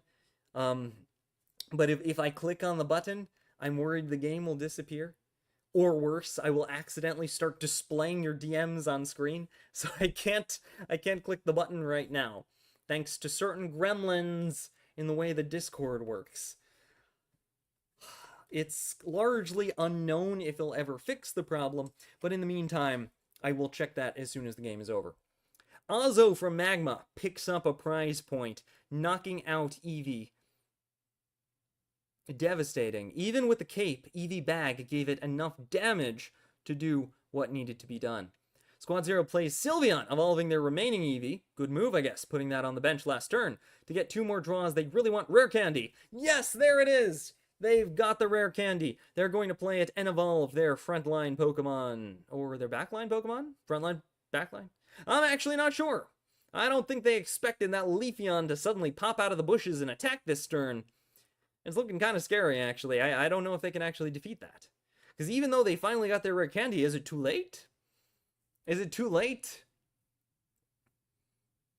I don't know. I'm actually not sure. We're gonna see Cape get put onto Greninja. It is now a Super Ninja. Actually, it already has like a scarf thing, right? So now it's got a scarf and a cape. Talk about putting a hat on a hat. Yeah. There we go. We got a hat on a hat. That's basically putting a cape on Greninja. It's like putting a hat on a hat. Thank you, Bulbasaur. You can have this back. There we go. Putting a hat on a Bulbasaur is an incredibly difficult affair. No. Good enough. Okay. Sometimes I just put it on the bulb. It actually looks really cute on the bulb. What did I miss? Okay, so Greninja did some massive damage to Leafeon, but this time they were just too slow to stop Flareon. Flareon is a beast. With combustion, it can get more fire energy, it can get 130 damage. Now, one Eevee bag has already been used, and Red will have no effect on Greninja.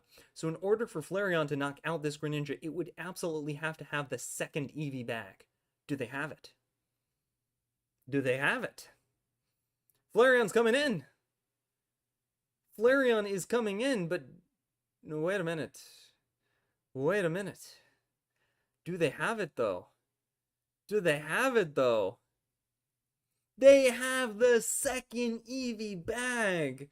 Incredible draw from Magma Invictus. The RNG was fantastic. I guess a little gremlin is favoring them. Massive damage, knocking out Greninja. That's 2 prize points. And putting Squad Zero in what looks to be a potentially unwinnable position. I don't know what Squad Zero could possibly do to get out of this. Even if they draw another rare candy and evolve another Greninja, it'll just get one shot. They decide to switch into Sylveon, a Pokemon with the ability to maybe tank a turn of Flareon.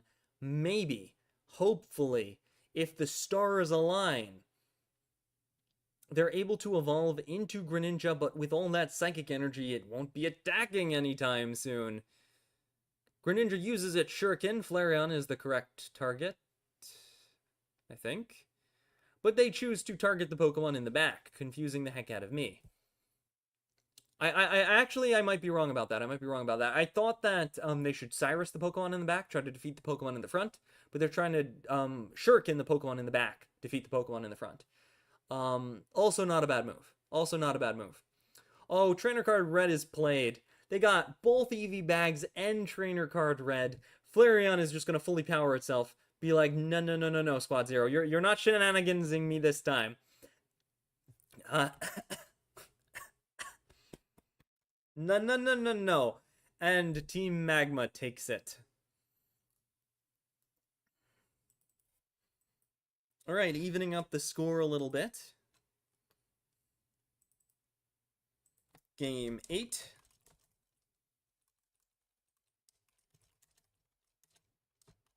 We'll go to Osa, or is it Asa? How do I spell their name?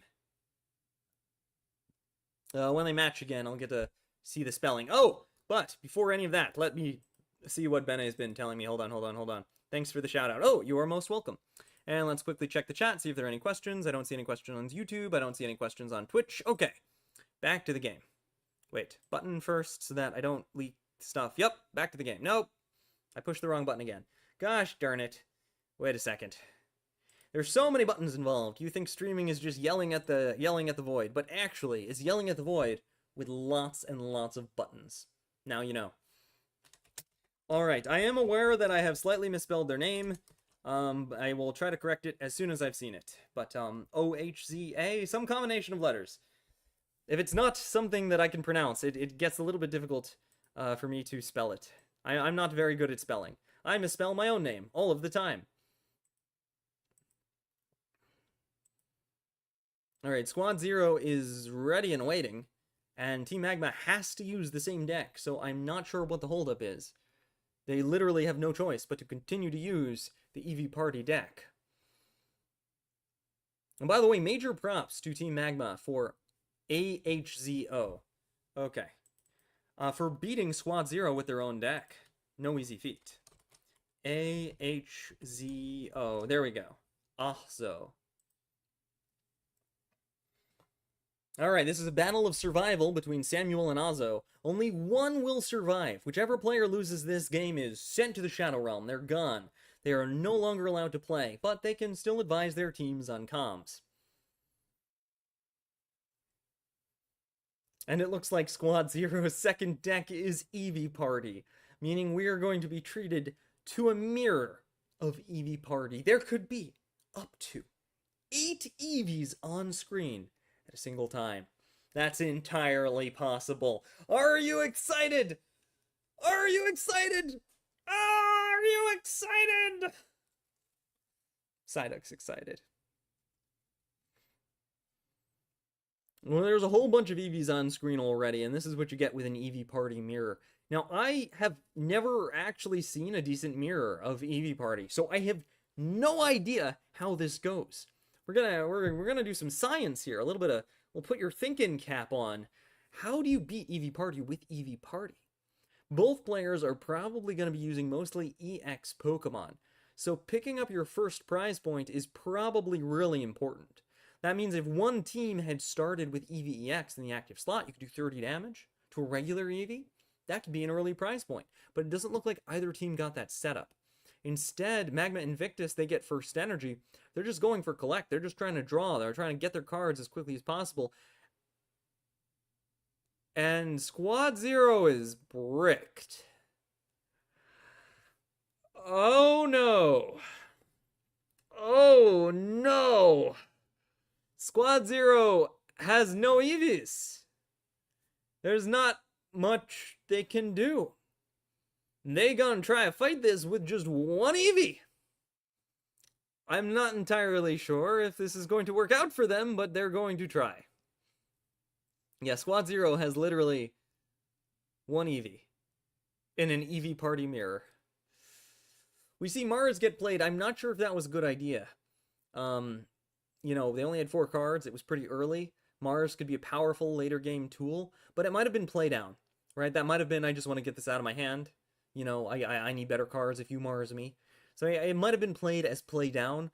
For those of you who don't know, play down is when you play cards in your hand not because you want to use their effect, but just to get them out of your hand and out of your deck. That way, in case you get red carded or Mars later, potentially, you don't have to worry about that card showing up again. And you can draw a better card, a card that you need. That's play down. Unfortunately, since they got first energy, Magma Invictus gets to attack first with their Leafeon EX, and there is kind of nothing Squad Zero can do about it. Yeah, this isn't looking too good for Squad Zero, I gotta say. It's looking pretty rough for Squad Zero, and mirror matches be like that sometimes, you know. But hopefully they can pull something off. And I gotta say, I think Team Magma made the right move earlier. They could have tried attacking with their EVEXs. Instead, they used Collect a couple times. Drew some cards. Forced a Mars. Got Mars into better cards. I think they've been handling it pretty well. I think they've been playing very well so far. We got a Professor's Research coming out from Team Magma. Yeah, that's part of the reason I didn't want a Mars there, because you gave him some pretty good cards. Even if it was play down, I feel like that Mars was just a little bit too dangerous. A little bit dangerous with that Mars. Finally, Team Magma got another Eevee. Finally, they got another Eevee. They could put some energy on that. They could self-power. I'm actually really surprised. Team Magma could have attacked that turn, but they decided to power up Flareon instead. I think their plan is to just bring in Flareon next turn and one-shot Leafeon. But there's nothing Team Squad Zero can do about it. There's nothing Squad Zero can do about it. You can't stop Team Magma from bringing the magma. You can't stop it. Squad Zero knows they can't stop it. Instead, they're just doing everything they can to prepare for it. You know the magma is coming. You know it's coming. Maybe it's time to fight fire with Flareon. But we'll see if they can get away with it, because Team Magma has an entire turn to try to turn around that strategy. It's 5-3. You know, Magma's closing in. They're climbing. They're coming back. It's pretty close. It's pretty close.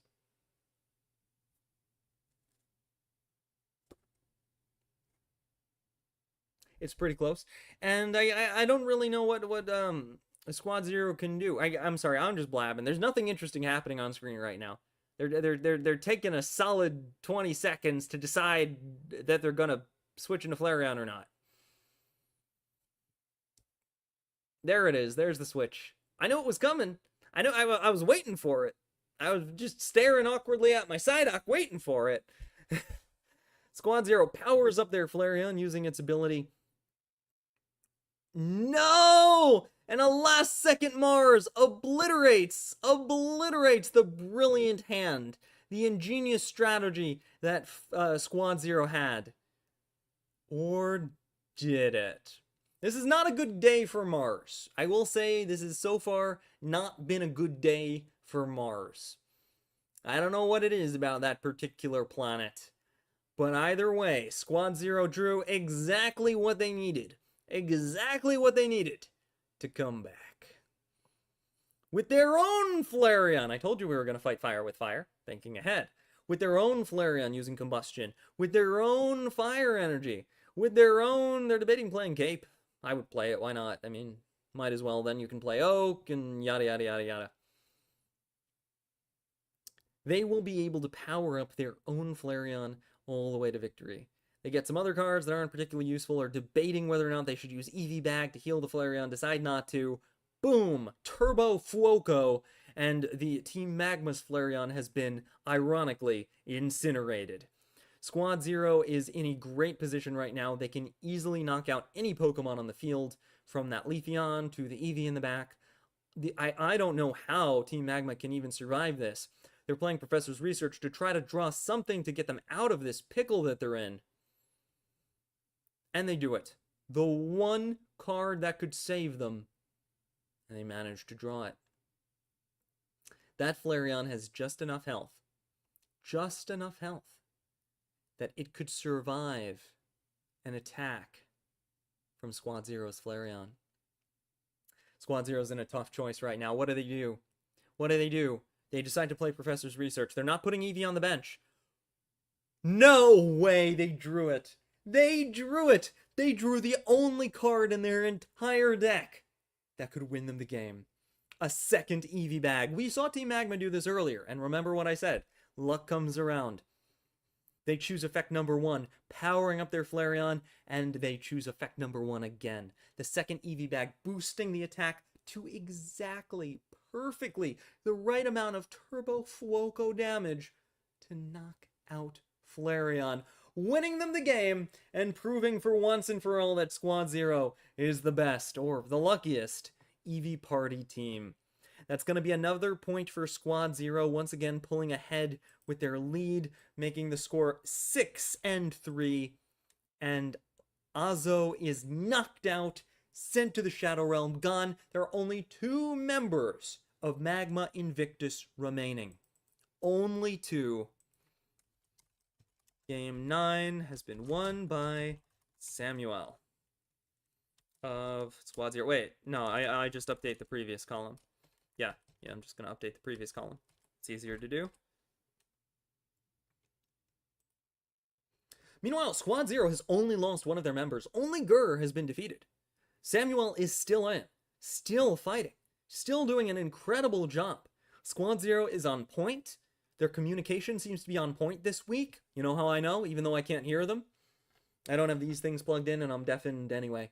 I know because they're not timing out. In previous weeks, we've seen them get really close, right, to being out of time. We've seen them actually time out once or twice. But now we're seeing careful but ultimately snappy decisions. They're taking their time, but they decide what their moves are with 40 seconds left. Squad Zero's communication is a lot better. Their moves are a lot better. They're playing well. They're not making mistakes. This is the Squad Zero that has the potential to make it all the way, to win the division. This is the Squad Zero that could top GGB. If they gotta stay this Squad Zero, though. We've seen it's not enough to be the Squad Zero one day. One game, one battle, one set, one round, one player. You gotta be this Squad Zero for the rest of the season. Because they got a few losses. They've had some mistakes. They've made some mistakes. But this is them playing at their best. And Magma's doing a great job. Magma's doing an amazing job. If RNG was a little bit different, maybe Magma would have one more win. But Squad Zero is making really big, really good plays. Before we get into the next battle, I'm just going to check the chat real quick, see if there are any questions. If I could sub for those plushy puns, I would. Heart for meat? Yeah, I don't actually have a way to sub on Twitch. I should probably fix that. I technically qualify for it, but just I don't know. I never turned it on. Wow, wow, wow. Is this a team tournament? How do these work? Hey, Unparalleled. I can answer your question in 10 minutes. There is a delay.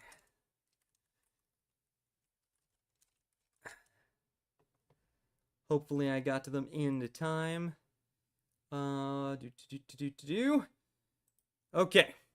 So to answer Unparalleled's question, this is a team battle. The way it works is both teams can put 5 players forward, and each player has 2 decks. Once a deck is eliminated, you can never play it again. Though you can run, theoretically, multiple copies on multiple players. But you lock in at the beginning of the tournament, right? You lock in what the decks are.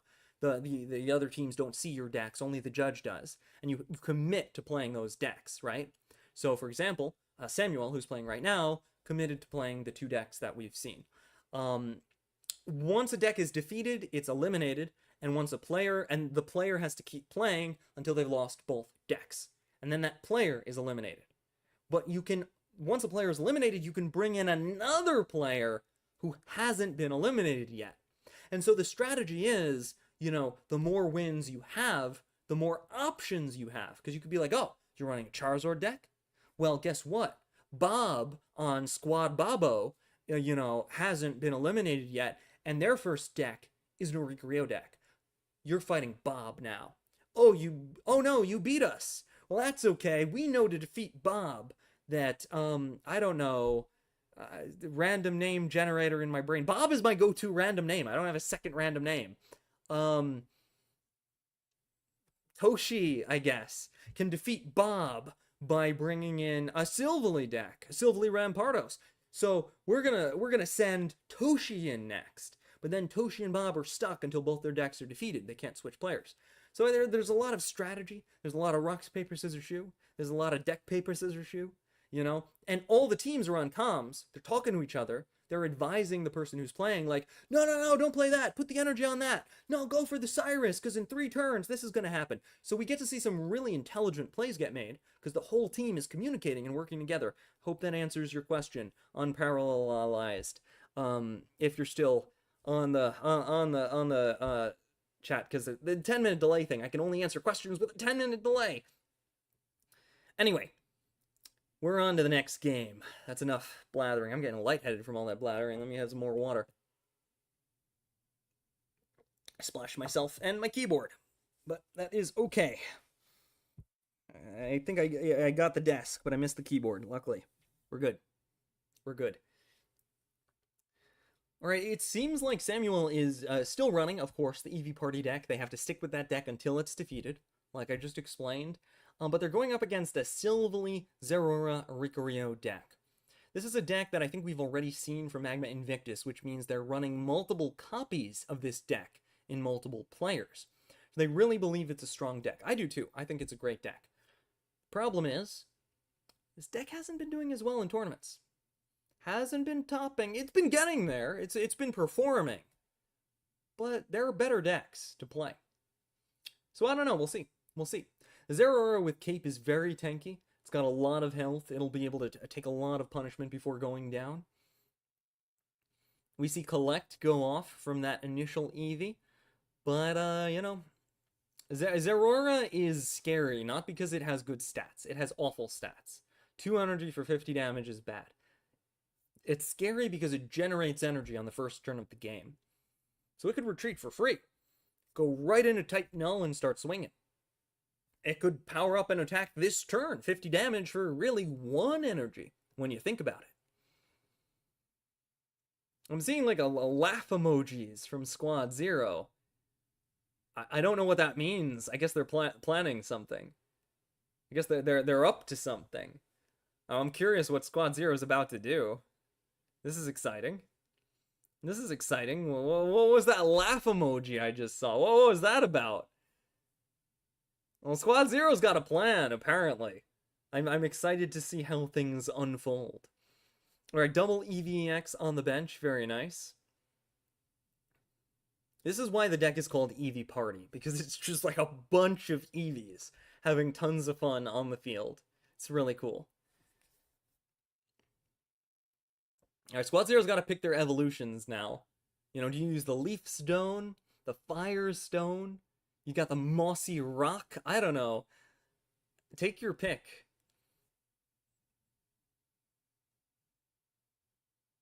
Hmm? Hmm? There it is. It seems like they're going for Leafeon EX. That'll be able to attack this turn if they want to. They could also choose not to do that. But, yeah, and because of Cape, even if Silvally comes in swinging, even if Dawn gets played, Silvally comes in swinging, Leafeon could still survive. It could still survive with 10 health. So good Cape, good moves. We see Flareon out of the field. And Squad Zero needs to decide if they want to power up Flareon or attack with Sylveon. Sylveon, what am I saying? Leafeon. Oh, too many Pokemon. They ultimately decided not to attack, instead choosing to power up Flareon instead. Interesting choice. I guess they've got some kind of plan, maybe some kind of shenanigans that they're gonna activate. We'll see. Potentially. I'm looking at their cards and I'm thinking, I can see at least one clever play, one sneaky trap they might be trying to spring, you know, with choosing not to attack this turn. They're wiggling Leafeon for the audience. They can't hear me, by the way. I am muted and deafened on the Discord. So they can't hear me, I can't hear them. And the stream is with a 10-minute delay, so they don't know what I'm saying until 10 minutes from now. So I think they're... Yeah, they're wiggling Leafeon, they're wiggling Silvally. With that type null being played, though, I feel like their strategy was just defeated. But I don't know, we'll see. We'll see what happens. We'll see what happens. But I think that type null being played has just sort of put a damper on their secret plans there. Just a little bit, potentially a little bit. Ooh, an Eevee bag. That could be useful, just not really right now. They're debating evolving the remaining Eevee. I don't know why. It's not particularly useful right now. Looks like Leafeon is going to retreat, and it's going into Flareon. All right, we're going to see the strategy they set up. I thought they were going to go for like a Sabrina thing, but I think they're just going for general combustion. They're just going for general combustion. We might even see Eevee Bag used to heal it up. They're debating it. It would stop Silvally plus Red from knocking out Flareon. For that reason, I personally would do it. And Squad Zero usually makes plays like that to make sure that they don't get knocked out by stray attacks. They're also considering playing down their trainer Red, just so they don't get things knocked out of their hand, for example. Ultimately, they do decide to play the Eevee Bag, just playing it safe. Playing it safe using effect number 2, which heals all Eevees by 20. And they're also gonna play trainer card Red, because it's useless. Might as well get rid of it. Get it out of your hand, not cause any problems. Turbo Fuoco activates. That's Fuoco Loco, and Zeraora goes down in a fiery puddle. Samuel takes the first prize point, and Team Magma keeps getting wrecked by Fire-type Pokemon. That's gotta hurt. I'm actually surprised that they did not send in Silvally, but I think their plan is they want to use Type Null to try to soften up Flareon a little bit. Try to put in KO range of Silvally, potentially. Ultimately not a great move, but little do they know. Little do they know what Squad Zero's one card in their hand is. We see you Giovanni get played. Love that card. But Type Null gets Tails that'll only do 30 damage and not even really bring Flareon into range for Silvally. Not that it matters, because we're about to see Flareon put itself into Silvally range and knock out Silvally, if I'm not mistaken. I could be mistaken. It's entirely possible I'm mistaken. I don't think so, but maybe. Yeah, Squad Zero's thinking about it, because it's not so clear-cut, right? If they Sabrina and pick off the Silvally in the back, it's entirely possible, right? It's entirely possible that that Type Null evolves into Silvally and trashes Flareon, but they're gonna do it. There's not really a better move. It's kind of the best move. They're gonna play it. Combustion activates. Flareon gets the fire energy. And Flareon attacks using Turbo Fuoco. knocking out Silvally. Whoa, that did so much damage, the game froze for a second there. Samuel has 2 prize points, but as we all know, 2 prize points is not enough. If that type null evolves right now, it could be devastating for Squad Zero.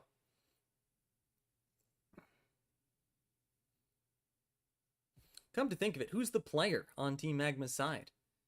It is, what's that say? Prelux! We've been spectating Prelux this entire time and I didn't know. I feel so bad. Prelux the legend! We've been spectating Prelux this whole time! What am I doing? I should have checked that. I fail as a streamer. Oh my goodness, it's Prelux! This is the PLL First Invitational Champion. Champion of the Invitational! There've only been 2 of those. You can't even enter those unless you win the PLL once or twice. You know, you have to be a multiple-time champion and then win the Tournament of Champions. That's even more prestigious than the Ursidae, right? This is one of the best players, full stop. Squad Zero, unfortunately, preventing me from seeing the gosh darn health bars. Oh no. Oh no. That's what happens when you play against Prelux. Prelux managed to get the Silvally, managed to get the Sabrina, knocks out the Leafeon for the 3rd prize point and steals the game, wiping out Samuel. I should have known. I should have known. Well, what's going on? Let me get rid of that. Prelux takes the game for Magma Invictus. This could be the turning point. This could be the turning point. This is Prelux we're talking about. Magma might be on a comeback streak right now. Alright, we're going to do game 9. And that's Prelux. Stinking Prelux of Team Magma. Wait, I'm missing a game. Game 9. What happened in game 10? That was game 10. What am I doing? I can't do math. That was game 10. Game 10 goes to Prelux. Alright, real quick, we're going to check the chat, see if there are any questions. Yes, yes, waiting for it to come up. You're awesome, Unparalleled. I don't see any questions on the Twitch. Alright. So right now, Squad Zero has lost a player. They have lost Samuel. Samuel has been defeated. Samuel has been wiped out. Their HP is 0. They've got to go to Nurse Joy. In the meantime, Squad Zero needs to pick somebody else to send forward to try to challenge the GOAT, Prelux, an unstoppable force. Prelux did really well in the Magma Cup recently. Prelux is an awesome caster, a PLL Invitational champion. Like, this is somebody that Random Ways considers to be an amazing player. Prelux is good. Prelux is like one of the best players in the world. And I don't think that's even an exaggeration to say. Prelux is one of the best players in the world. And that's not me exaggerating it for once. Who could Squad Zero possibly send in? Not that I ever exaggerate. Who could Squad Zero possibly send in to deal with Prelux? I'll give you a hint. The legend, the anchor, the player who always comes in clutch to save Squad Zero in their time of need. It's Goons! It's pronounced Guns, I think, but they have so many U's. They have so many U's in their name. I have to pronounce it Goons. Oh my goodness, it's Goons.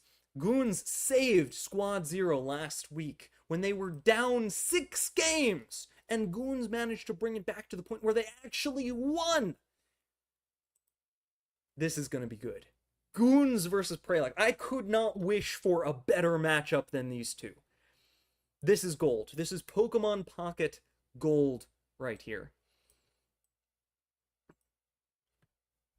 Alright, it looks like Goons is running Garchomp Rampardo Silvally. That's the deck I used to get to Master Ball this season. Now, they're running Double Lily. I don't like Double Lily in this deck. I don't like Double Lily in this deck. I feel like Double Lily makes it less consistent. But Goons being also the GOAT, I guess. Goons is kind of the anchor of Squad Zero. They kind of come in and fix bad situations, usually. Goons got an early Fossil, which is really good. They've got that in-hand Rampardos, which is really good. But Lily Lily should be a Sylveon. I'm just gonna say it. Lily should be a Sylveon. If that was a Sylveon, they could get tons of draws, get their rare candies, get their cards online. I'm a little bit worried. I'm more than a little bit worried. I feel like running double Lily with this deck is a mistake. Squad Zero did this last time too. Um, I, I, I think this is the wrong version of the deck. I run it with 0 lilies, but I'm insane. Don't copy me. Don't copy me. But 2 is too much. 2 is too much. 1 lily. 1 lily is kind of reasonable. Or get rid of, any supporter cards. But you gotta run double Sylveon with this. It needs the consistency, I think. Anyway, Pralux has already gotten Silvally online. It's staring at that Gabite and like, yeah, you might be a land shark, but buddy, I am a stinking mini Arceus. Silvally has more than enough power to wipe that Gabite off the field, and a second Professor's Research is getting played by Pralux. This is a slaughter. This is a slaughter. I've never seen Goons put in such a bad position so early on. Goons, no! But it's Pralux. It can't be helped. This is the GOAT. Pralux is here to take games for Magma Invictus, to make a comeback and to win. Pralux is here to win, and Squad Zero's got a choice. Do they send in the fossil and hope they draw the rare candy, or do they sacrifice Eevee?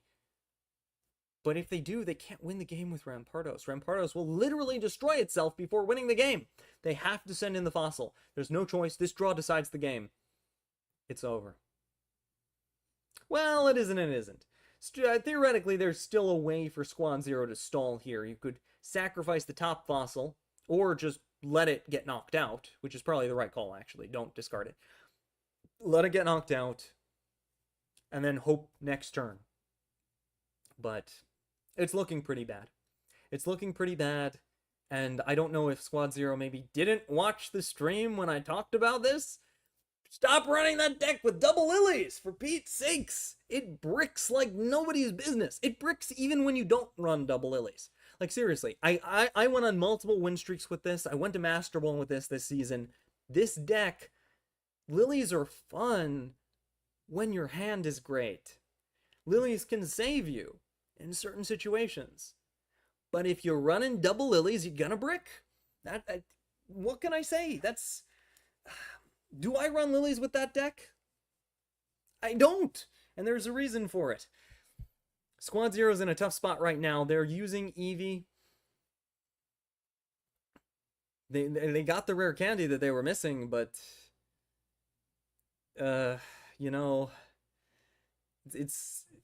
not looking too good. And they got Mars. Oh no.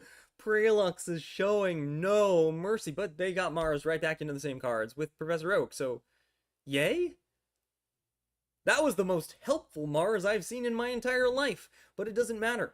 Pralux is gonna win. I don't know if it's even possible. I don't know if even if the stars align, I just don't think Squad Zero can do anything here. Because Rampardos can knock out the Silvally, but then it's gonna get knocked out. And there's another Lily. There's another Lily. Squad Zero, when you watch this stream, take this deck, delete the lilies. That is my advice to you. Now, I'm joking. I'm joking. Lily is fine to run with this deck, but I don't personally like it, and I think it makes the deck a little riskier, because you can end up in situations like this, where you don't get your cards in time. You just don't get them in time. Also, this deck kind of has some funny interactions against Oricorio Silvally, because while it seems like it should counter Oricorio Silvally, the reality is that a very early attacking Silvally, like we're seeing now, can actually eat through it. So it's not exactly a real counter for Silvally Oricorio. Like, Ponies and Frogs is probably a better counter than Garchomp for Oricorio Silvally right now. Now, that's going to be another win for Pralux. I'm a little bit worried for Squad Zero here. They're starting to drop. The second Pralux came onto the stream, their wins are disappearing, their losses are mounting, and we're seeing Pralux take game after game after game. Also, you have to remember, right? You gotta remember, this is Goons!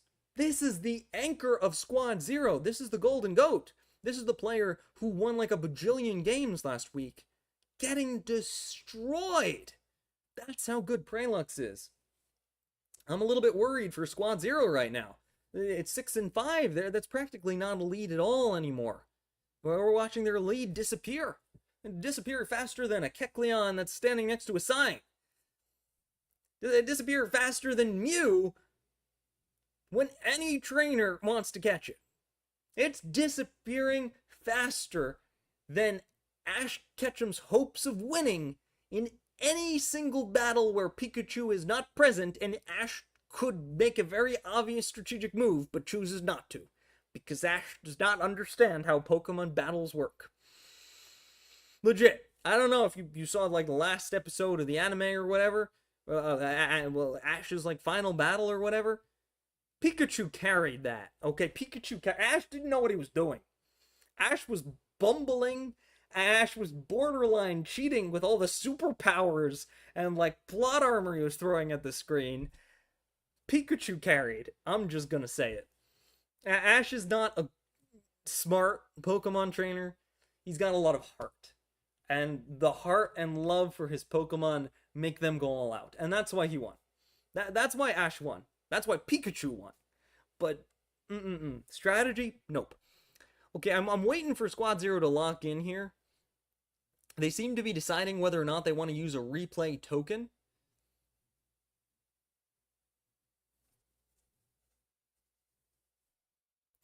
I don't know if they should. I don't know what their second deck is, but I don't know if they should. Because if you use a replay token, you could break again. You're running Double Lily with a fossil-based deck. And a deck that does no damage until you get a stage 2 Pokemon. Meanwhile, Silvally, stage 1 can just start doing 100 damage. It's... Garchomp Ramp can defeat the Silvally deck. But the odds of that happening when you're running Double Lily?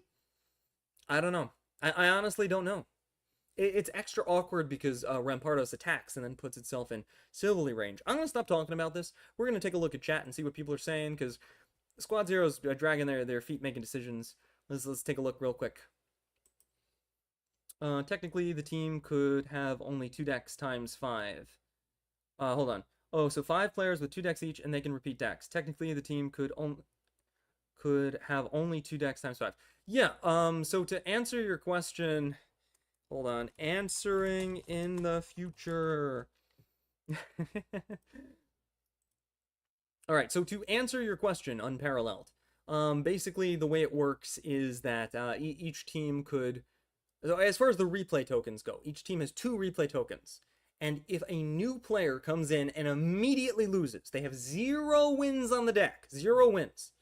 They are then allowed to use a replay token to sacrifice their second deck and continue to use their first deck. And it's as if they use the same deck twice. I don't actually know if they're allowed to run the same deck twice, like for a particular player without a replay token. Like if they could lock in the beginning, I'm going to run 2 Charizards.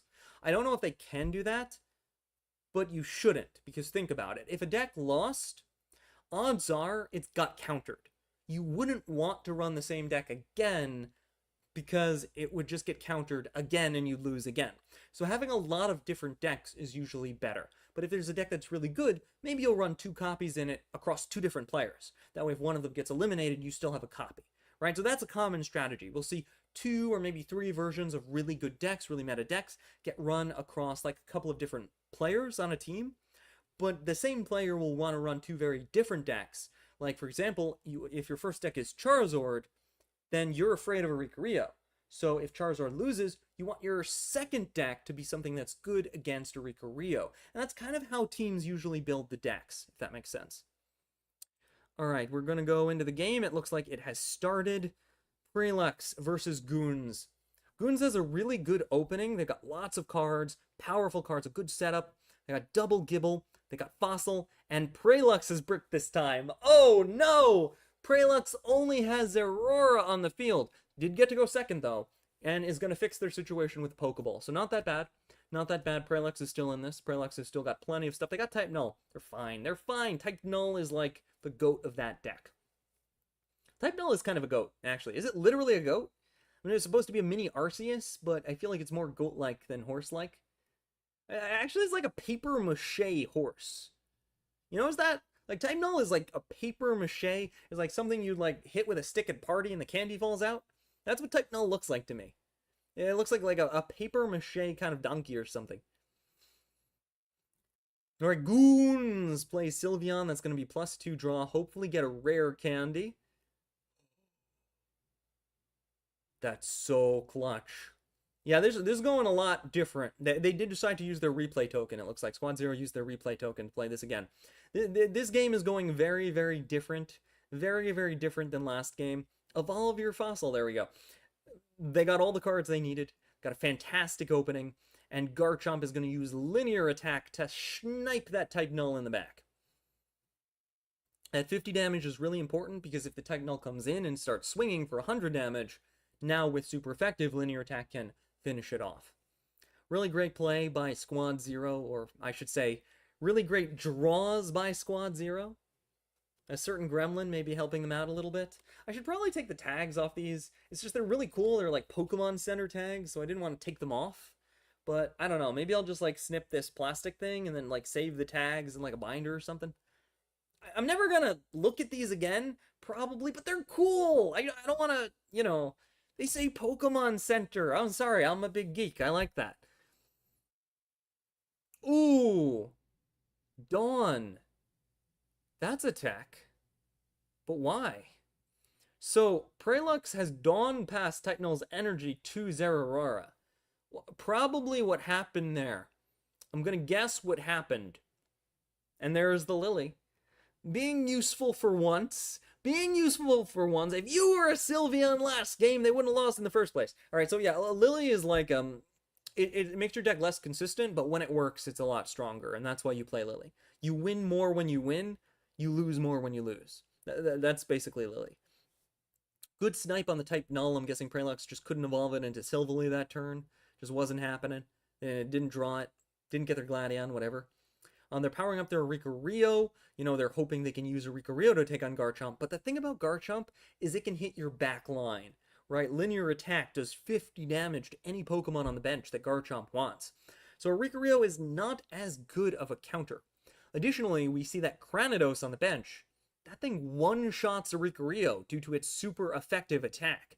It doesn't even need to evolve. As Cranidos, it one-shots Oricorio. I think Prelux is in a bit of a tough spot right here. Goons does not like losing games so quickly. Now, Goons is the anchor. Seriously, we've got the anchor versus the goat. We've got, you know, Prelux is the unstoppable force. Goons is the immovable object. And they're just crashing head-to-head on the screen. Giovanni goes off. That's going to be plus 10 damage. Lightning Claw for 60. Very nice. Putting Garchomp in a little bit lower health bracket. The problem is, by deciding to stay in with another Lily. Wow, look at these Lilies. Squad Zero went from drawing all of the worst cards ever to all of the best cards ever. I don't know if I would have evolved that. It was good like insurance against another Oricorio, but it's probably fine because they've got Cranidos. It's probably fine. Goons picks up a second prize point, and Prelux is just... I don't know what Prelux can do. Oricorio will be one-shot by the Cranidos, but if they switch into something else, it'll be knocked out by Garchomp. There's just nothing they can do. Prelux is on the back foot. Goons is dominating, and this is really important. This is actually a little bit of a trick. Because Prelux won the first game with this deck, they're not allowed to replay it. And as a result, they can't try it again. Garchomp retreats into Cranidos, which is going to pick up the final prize point on Prelux. Try saying that 5 times fast. Goons wins the game, and Goons and Prelux are 1-1. I mean, sure, there's a scoreboard over there showing Squad Zero versus Magma, but who cares about that? What we're here for is Goons versus Prelux. That is the match we are here to see. I'm sorry, that's not true. We're here to see all of the players fight. I'm just particularly hyped about this because Goons was like the hero last week. Goons came in clutch last week. The entire team, though. The entire team was really on comms advising Goons. You know, it wasn't just them. It wasn't just them. But as a streamer, I like to make a big deal out of things. So, we're gonna update the scoreboard. That's 7-5. Squad Zero is doing amazing. They just need 3 more wins to close this out. But To get there, they need to take one more of Prelux's incredibly valuable lives, and that is not going to be easy to do at all by any stretch. Goons. I don't even need to put Squad Zero. I will just add more U's to their name until we hit the character limit. That's fine. That's fine. We know they're Squad Zero. If you've ever seen my stream before, you know Goons is Squad Zero. Alright, we're going to take a quick moment to look at the chat real quick, see if there are any more questions. I don't see any on Twitch. I don't see any on YouTube. Alright, popping back.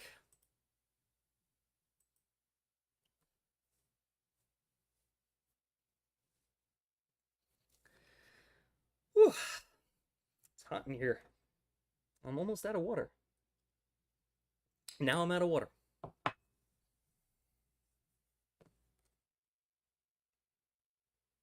Don't worry, Psyduck. We'll get some more. Water-type Pokemon. They like water. Psyduck swimming in the air. Alright, this is the climactic conclusion. Only one player can survive. Who's it gonna be? Goons or Prelux? There can only be one. There can only be one. This is full-on Pokemon Highlander. Only one will survive. Alright, I'm not hating Goons' hand. I'm not hating Guns' hand. It's pretty good. It's pretty good. No! Prelux's second deck was this too? It's a mirror match! Oh my goodness, it's a mirror match. It'll be fun if it comes down to who has more or less lilies. No way, it's legit, it's a mirror match! This couldn't get any more epic. Oh, and Prelux has the fossil. Prelux has got the early fossil. That's big. Early fossil is huge because you can't draw it with a Pokeball. And you can't play Cranidos or Rampardos until you get the fossil down one turn prior, at least. At least. The fossil is very big. Alright, Eevee goes down. Are they going to play Oak or save Oak? An argument to be made, you save Oak, because Oak could give you a Sylveon later. You don't want to risk getting red carded right here. On the other hand, you could get a fossil. You could get a fossil. It looks like the fossil tempted Squad Zero. They played the Oak, but it didn't go well. It did not go well for them. They really gotta hope they don't get red carded. If they get red carded or Marsed right here, it would be devastating. It would be the end of all things. Ooh, Prelux has got double evolution. We're seeing Cranidos and Gabite. This is actually huge because if a Garchomp evolves right now for Squad Zero, which I think it's about to, it could have KO'd the fossil, but now it can't anymore because they've evolved with enough health that is just not possible. Squad Zero activates Sylveon. That's going to be +2 cards. They're just trying to see what they could get before they decide if they're going to play Oak or not. More Lilies in hand. Lily. It's a great card. I just don't like it with this deck. I don't know. Let me know in the chat, in YouTube and Twitch. I guess mostly Twitch, because most of you have moved to Twitch since I started streaming on Twitch and YouTube. I don't know why. It used to be everybody was on YouTube, and then I started doing both, and then everyone moved to Twitch. Is Twitch a better, viewing experience or something? I have no idea. Either way, Garchomp does not have the ability to one-shot anything anymore. It's really awkward. It'll do 50 damage that just kind of whiffs. Also, since they decided to Oak to try to look for the fossil, right? There's no Lilying right now. Lilying is not on the table. I think the right move is probably to attack the Gabite, do 50 more damage to that, and then maybe... Does it matter, though? I actually don't know. Because if they attack Gabite, and then it gets Lilied after evolving, I'm not sure. Wait, what did they attack? Hold on, I didn't see that. Let me drag the screen down a little bit. What was damaged? All right, it looks like the Cranidos was damaged. They decided to do a little bit of damage to the Cranidos there, so possibly making it more difficult for Rampardos to attack later on. Just trying to chip it down.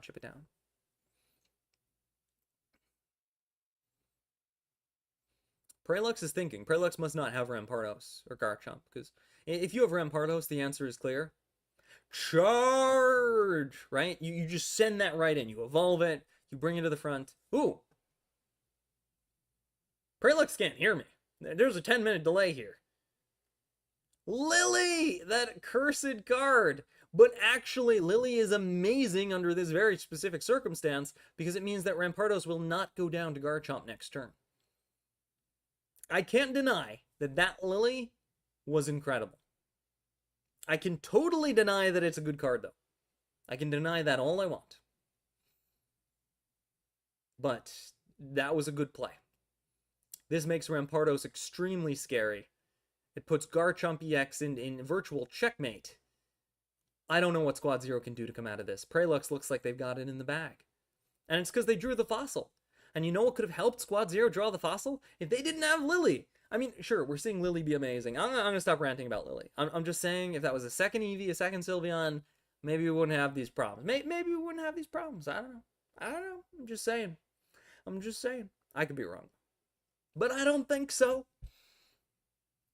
Wow, it's a jungle out there. Anyway, Garchomp is able to do tremendous damage here, but it's going to retreat.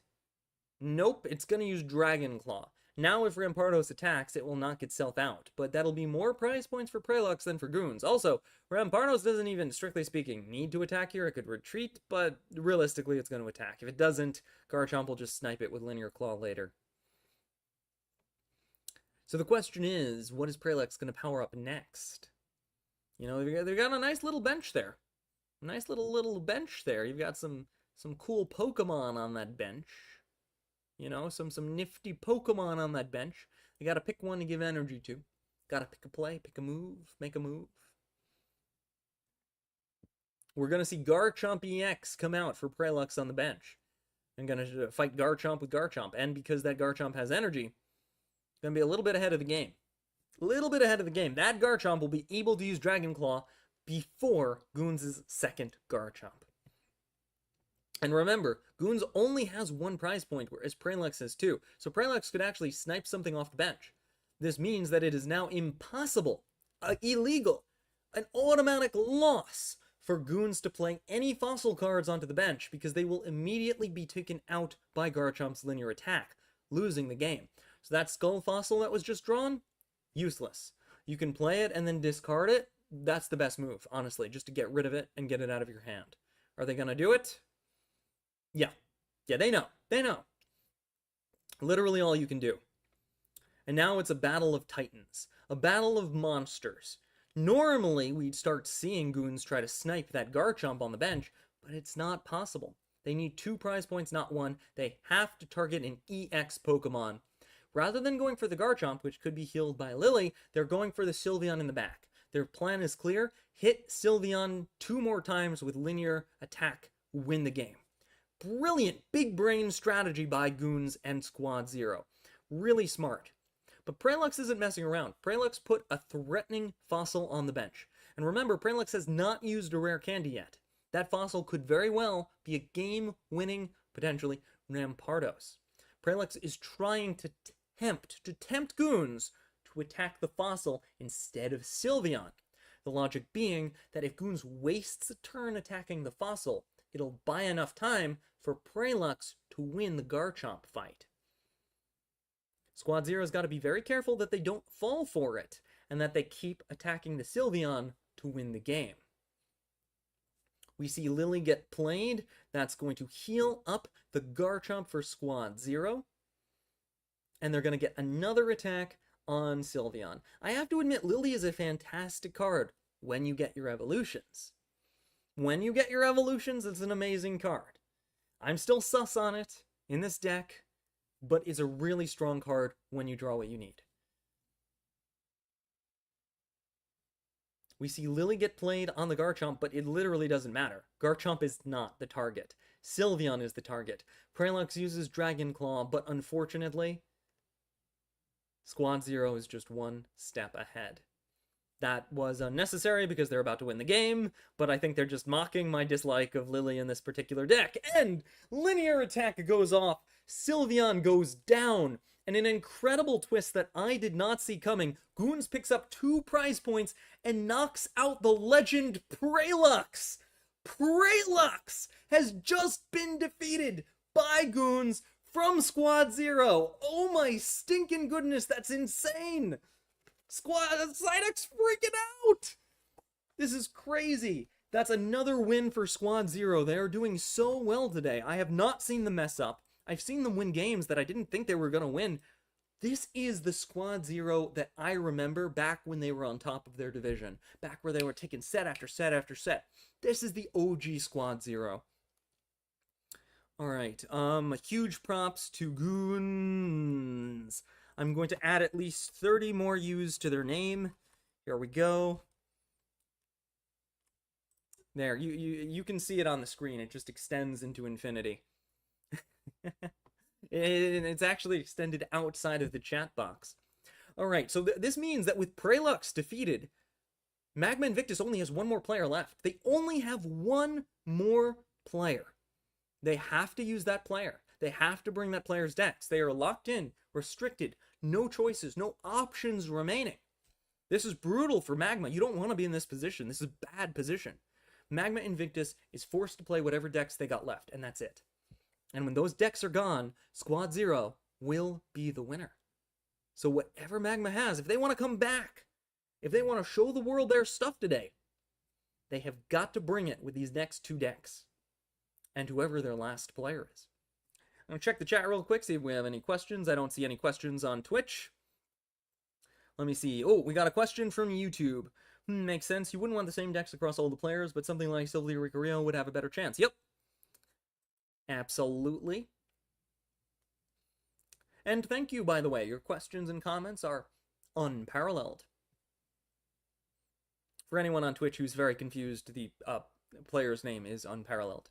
I'm making some more bad puns, because I love bad puns. They're good puns, actually. Bad puns are good puns. There's no such thing as a bad pun. No such thing. All puns are good puns. Actually, I did hear a bad pun once. Someone tried to dab backwards. You're welcome. And I'm sorry. And that will stick in your mind for all eternity. And I made it up on the spot, which makes it even better. I did not steal that one. That is a Sneaky Dragon original. You can take that to the bank. Okay. Let's see what we got. Let's see if there's another game. Oh, wow. Yeah, they're already starting another game. Let's jump right in. Boop. All right. Oh, Darkrai Giratina. Darkrai Giratina. And who is the player? The Vice. We got the Vice from Magma. Bringing the heat. They're going to be doing Darkrai Tina against Garchomp Rampardo. I have to say, I think this was a bit of a force, right? I think Magma was a little bit forced here. Because Giratina Darkrai is not a good deck to fight Garchomp with. Garchomp's a little bit scary for this deck. Actually, I'm not sure. Hold on, let me think about that. You know, I'm not sure. I take that back. I don't know if that's true. Because Garchomp can... if you're not running Cyrus, and I don't think they are, because they're doing Double Lily. If you're not running Cyrus, it can actually be a little bit hard to fight this. If they get the full, you know, Darkrai, Giratina, and just start retreat cycling on you. They can deal some big damage, too. But the Vice did not get an early Giratina. And not getting a turn 1 Giratina is really bad. That's really bad. Giratina Darkrai is basically bricked if it doesn't get a turn 1 Giratina. Because that really slows down your energy advancement on your most powerful and most important attacker. That's a bit of a gremlin moment for Magma Invictus. You know, maybe Sabla's messing with their deck a little bit. But that's gotta hurt. Honestly, it's gonna put them in a really tough spot. However, they did have Poison Barb on Darkrai, and Gible is gonna take a ton of damage from the poison, plus Darkrai's poke.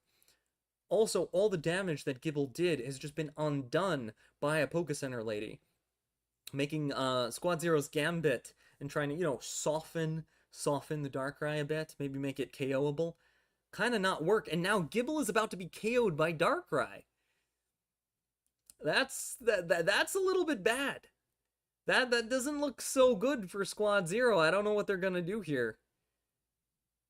They put a second energy on Gible, and oh, it evolves into Garchomp EX. I missed that. I'm blind as a bat. I didn't see what they had in their hand. Alright, Garchomp EX is active. It's gonna use linear attack. Even though it just healed itself from poisoning, it's gonna smack a Poison Barb with its claw and be like, I don't care if you poisoned me. Oh, get poisoned again! Take that, Garchomp. Darkrai. So Garchomp just took a bite out of a nightmare, and Darkrai's looking pretty bad. Darkrai could get KO'd next turn by Dragon Claw, unless somehow Magma has a second healing item. They've already burned their Nurse Joy, their Poké Center lady. Now Giratina comes out, but it's really late. This is a really late Giratina. I feel really bad. But they got the Poké Center lady, so I don't feel too bad. That's actually massive, because it will buy Darkrai enough time to be able to survive. And remember, all this time, Garchomp's taking poison damage. Darkrai Nightmare Poke. It's already down to 100 health. It's going to be down to 90 on the poison tick. This is a lot of damage. This is a lot of damage. And Darkrai can still not be KO'd. I gotta say, Team Magma is doing a very good job. But Squad Zero has the luck of the ages. They're apparently a little gremlin decided that it felt like Squad Zero's day was today. They drew that top deck Rampardos. Knocked out the Darkrai.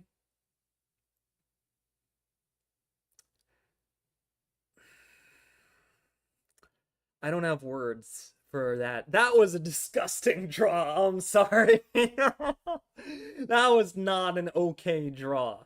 That draw should be illegal. Someone call Officer Jenny. We need to arrest some members of Team Rocket. Goons, you're going to jail for that draw. I don't know what that was. Oh, that draw was too good. That draw was too good.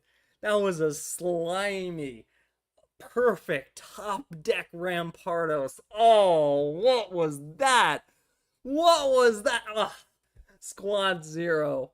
I can't even say earned. I can't even say earned. That was just too free.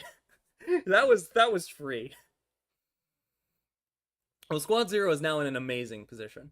I mean, they're in a position for the ages.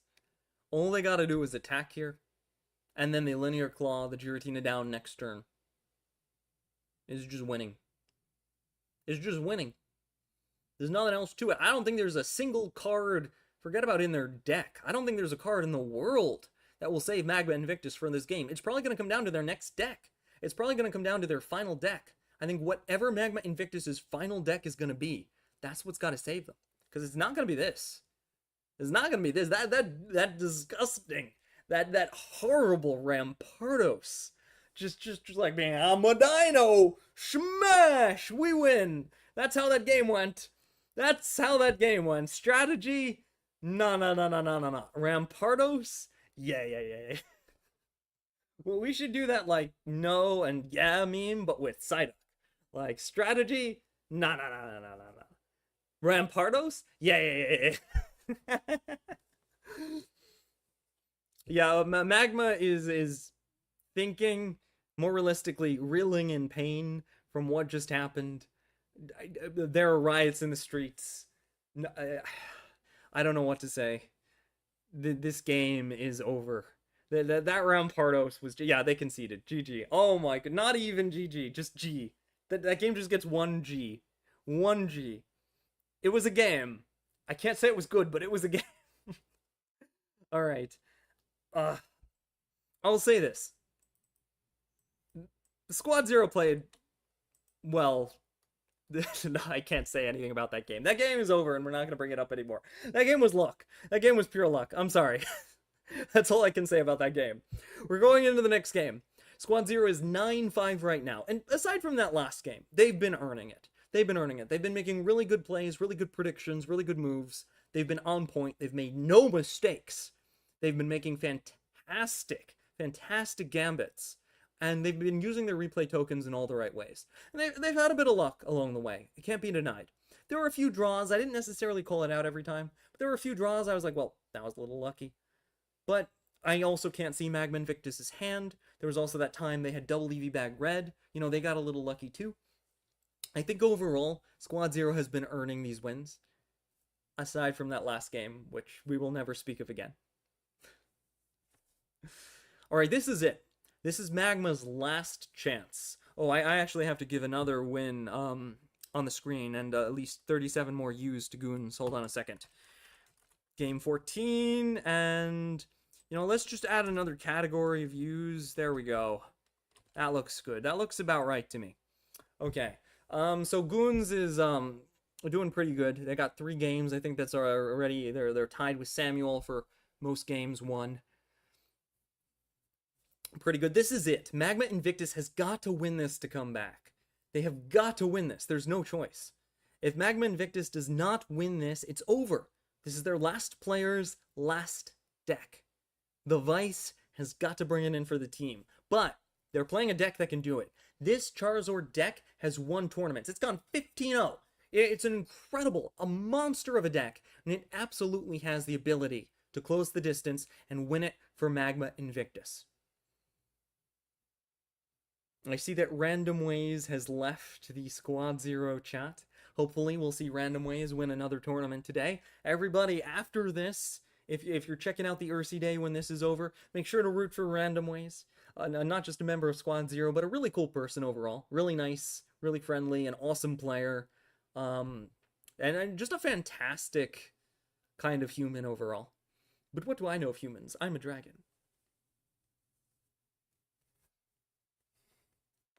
Anyway, back to the game. So, Gible does super effective damage to Eevee. That could actually take Eevee out if it doesn't evolve soon. Eevee's got to evolve right now if it wants to fix its massive problem. I'm slowly losing my voice, but that's okay. We make sacrifices for the Pokemons. Magma is looking a little bricked. They're not attaching energy, which is a worrying sign. I'd feel really bad if it ends like this. I feel really bad if it ends like this. I think even if it does end like this, Squad Zero has earned the win so far. I think they play just a little bit better, but okay, they got the evolution, they got the Sylveon. Good. I feel bad if Magma bricked twice in a row. That would just be too much. Sableye, do not let them brick twice in a row. That's not fair. Okay, Sableye promises. Can I trust Sableye? I don't know. We'll see. But they got 2 cards with Sylveon. It looks like they got an Oak, but I'm still not seeing Charizard. They're drawing the whole deck, but I'm not seeing Charizard. I'm still not seeing Charizard. They just gave energy to Eevee, and it's probably going to use Collect. Wow, that is super bricked. That is super bricked. 8 seconds left. And Team Magma uses Collect. They draw 1 more card. How many cards do they have in their hand right now? Look at that. They got all that and no Charizard. That's gotta hurt. That's gotta hurt. Meanwhile, you know who's not bricked? Goons is not bricked. Goons is having a fantastic day. And we see a double evolution coming out. Ay. The only question is, what do they attack? There are a couple options here. You could go for Sylveon, which is a soft target. You know you can knock that down in 3 hits. Or you could knock out Eevee, prevent it from becoming a Sylveon, prevent it from drawing more cards. Or you could go for the Charmander and start doing work on an eventual Charizard. If it were me, I would knock out the Eevee. I think the biggest threat is them drawing more. And then you could always 3-shot the Sylveon later. But Squad Zero decided to poke the Charmander, which I think was a mistake. Because if that evolves right now, and then Sylveon comes out, big blunder. Oh, there's the professor's research. That could have been the first mistake. It's 9-5. We're at what could have been the final game. And we might be witnessing Squad Zero's first ever mistake. That's actually really impressive to say out loud. The fact that this is what I think their first mistake. You see, it evolved. Now it can't be 1-shot by linear attack. If it retreats, you'd have to 2-shot it. It could have been a free prize point. There's the rare candy. Charmander evolves into Charizard. I called it. I knew that was going to happen. They had too many cards. That was an error by Squad Zero. A small one. But a bit of an error. A bit of a mistake. They go into Charizard, and Charizard is stoked to be here. Stoked to be here. Do they have energy? I think they have energy. They have energy, right? Energy? Yeah, there it is. Charizard is stoked to be here, and it's going to get lots of energy as a result. Garchomp will be able to do some big damage, but I have to say, failing to knock out that Eevee might have just cost Squad Zero the game. Might have just cost him the game. Entirely possible. And remember, this is Goons' last life. Seriously, if Guns loses this, they're out. They're eliminated. They're sent to the Shadow Realm. They're gone.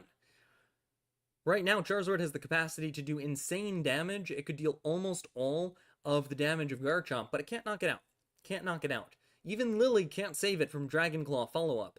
So this could end up being a match between the Charizard and the Garchomp, but ultimately, there's a situation that they might not have had to be in had they knocked out the Eevee. Hey, Squad Zero, you should have knocked out the Eevee if you're watching this later on. Just saying. I'm sorry, I gotta give them a little bit of flack, because I've been praising them all day. No! And it gets even worse. It gets even worse. Garchomp goes down. It goes down to the Zard. The Vice picks up 2 prize points. Oh, they were at the finish line. They were at the finish line, but they couldn't cross it. And they're bricked. Squad Zero loses this game. I don't know if knocking out the Eevee necessarily would have saved them. I don't know for sure, because they couldn't beat the Charizard anyway, it turned out, but I do think that if they had stopped the Eevee from turning into Sylveon, they had stopped the draw cycles, it might have stopped that trainer card red. It might have stopped the Zard evolution on that turn. It might have given them another option to play with. They might have lost anyway, but I think they should have targeted the Eevee there. Either way, congrats to the Vice. I've got to stop memeing on Goons right now.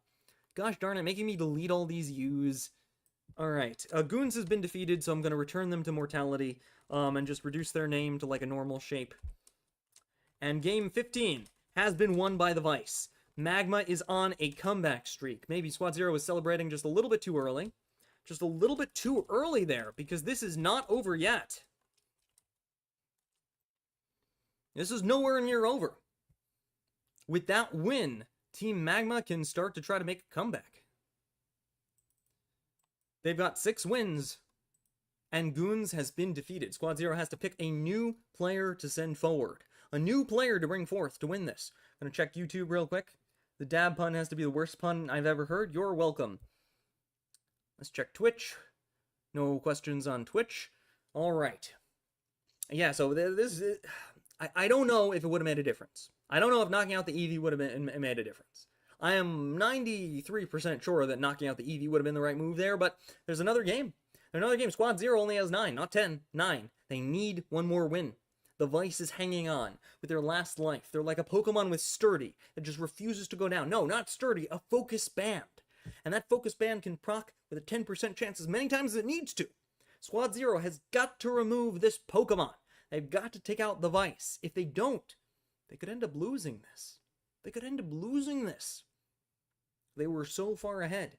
To get denied at the last minute would be devastating, but don't underestimate Team Magma. Magma and Invictus is a good team. You can't let your guard down for a single minute.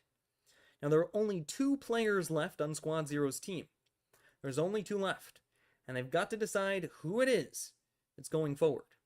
There's a lot of players. There's Lotus, kind of like the gym leader. Oh, Lotus! I called it! Yo, it's Lotus! I'm Psychic. I'm a Psychic-type Pokemon. I'm a Psychic Dragon. Are there any Psychic Dragon Pokemon? Other than, like, Necrozma Ultima? I guess, I don't know. But yeah, it's Lotus. We're gonna get to see Lotus. That's cool. That's pretty cool. Lotus is like the gym leader of Squad Zero. Kind of bring it in and try to close it out. You know. Ooh, what deck will we be treated to? No, not this deck. Not this deck. This deck doesn't... No. Oh, why are you running this? Please, not this deck. Oh, no!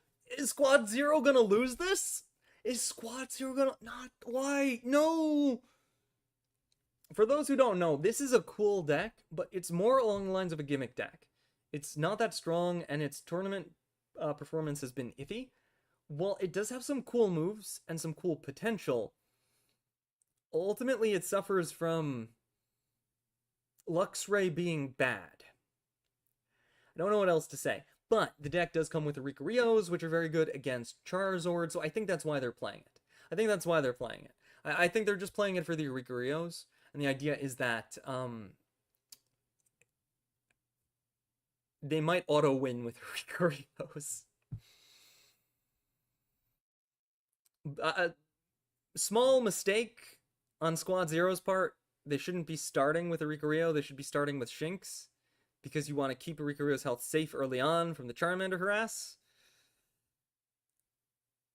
They're slipping. I gotta say, Squad Zero's slipping just a tiny bit. They're slipping just a tiny bit. I feel like they got right up to the finish line. They're playing perfect game after perfect game after perfect game. They got that crazy Rampardos game that we'll never speak of again that I keep bringing up. And now they're slipping a little bit. Shinx should have been first, because Shinx can stall out the Charmander, get lots of energy on your Pokemon to the point where you can threaten it, then chase it away, force it to evolve, and then you auto-win with a Rikario. But that doesn't work if you're starting with a Rikario! That doesn't work that way! And it just doesn't work that way. And now they're like, where do we put the energy, derp? Derp? Ay.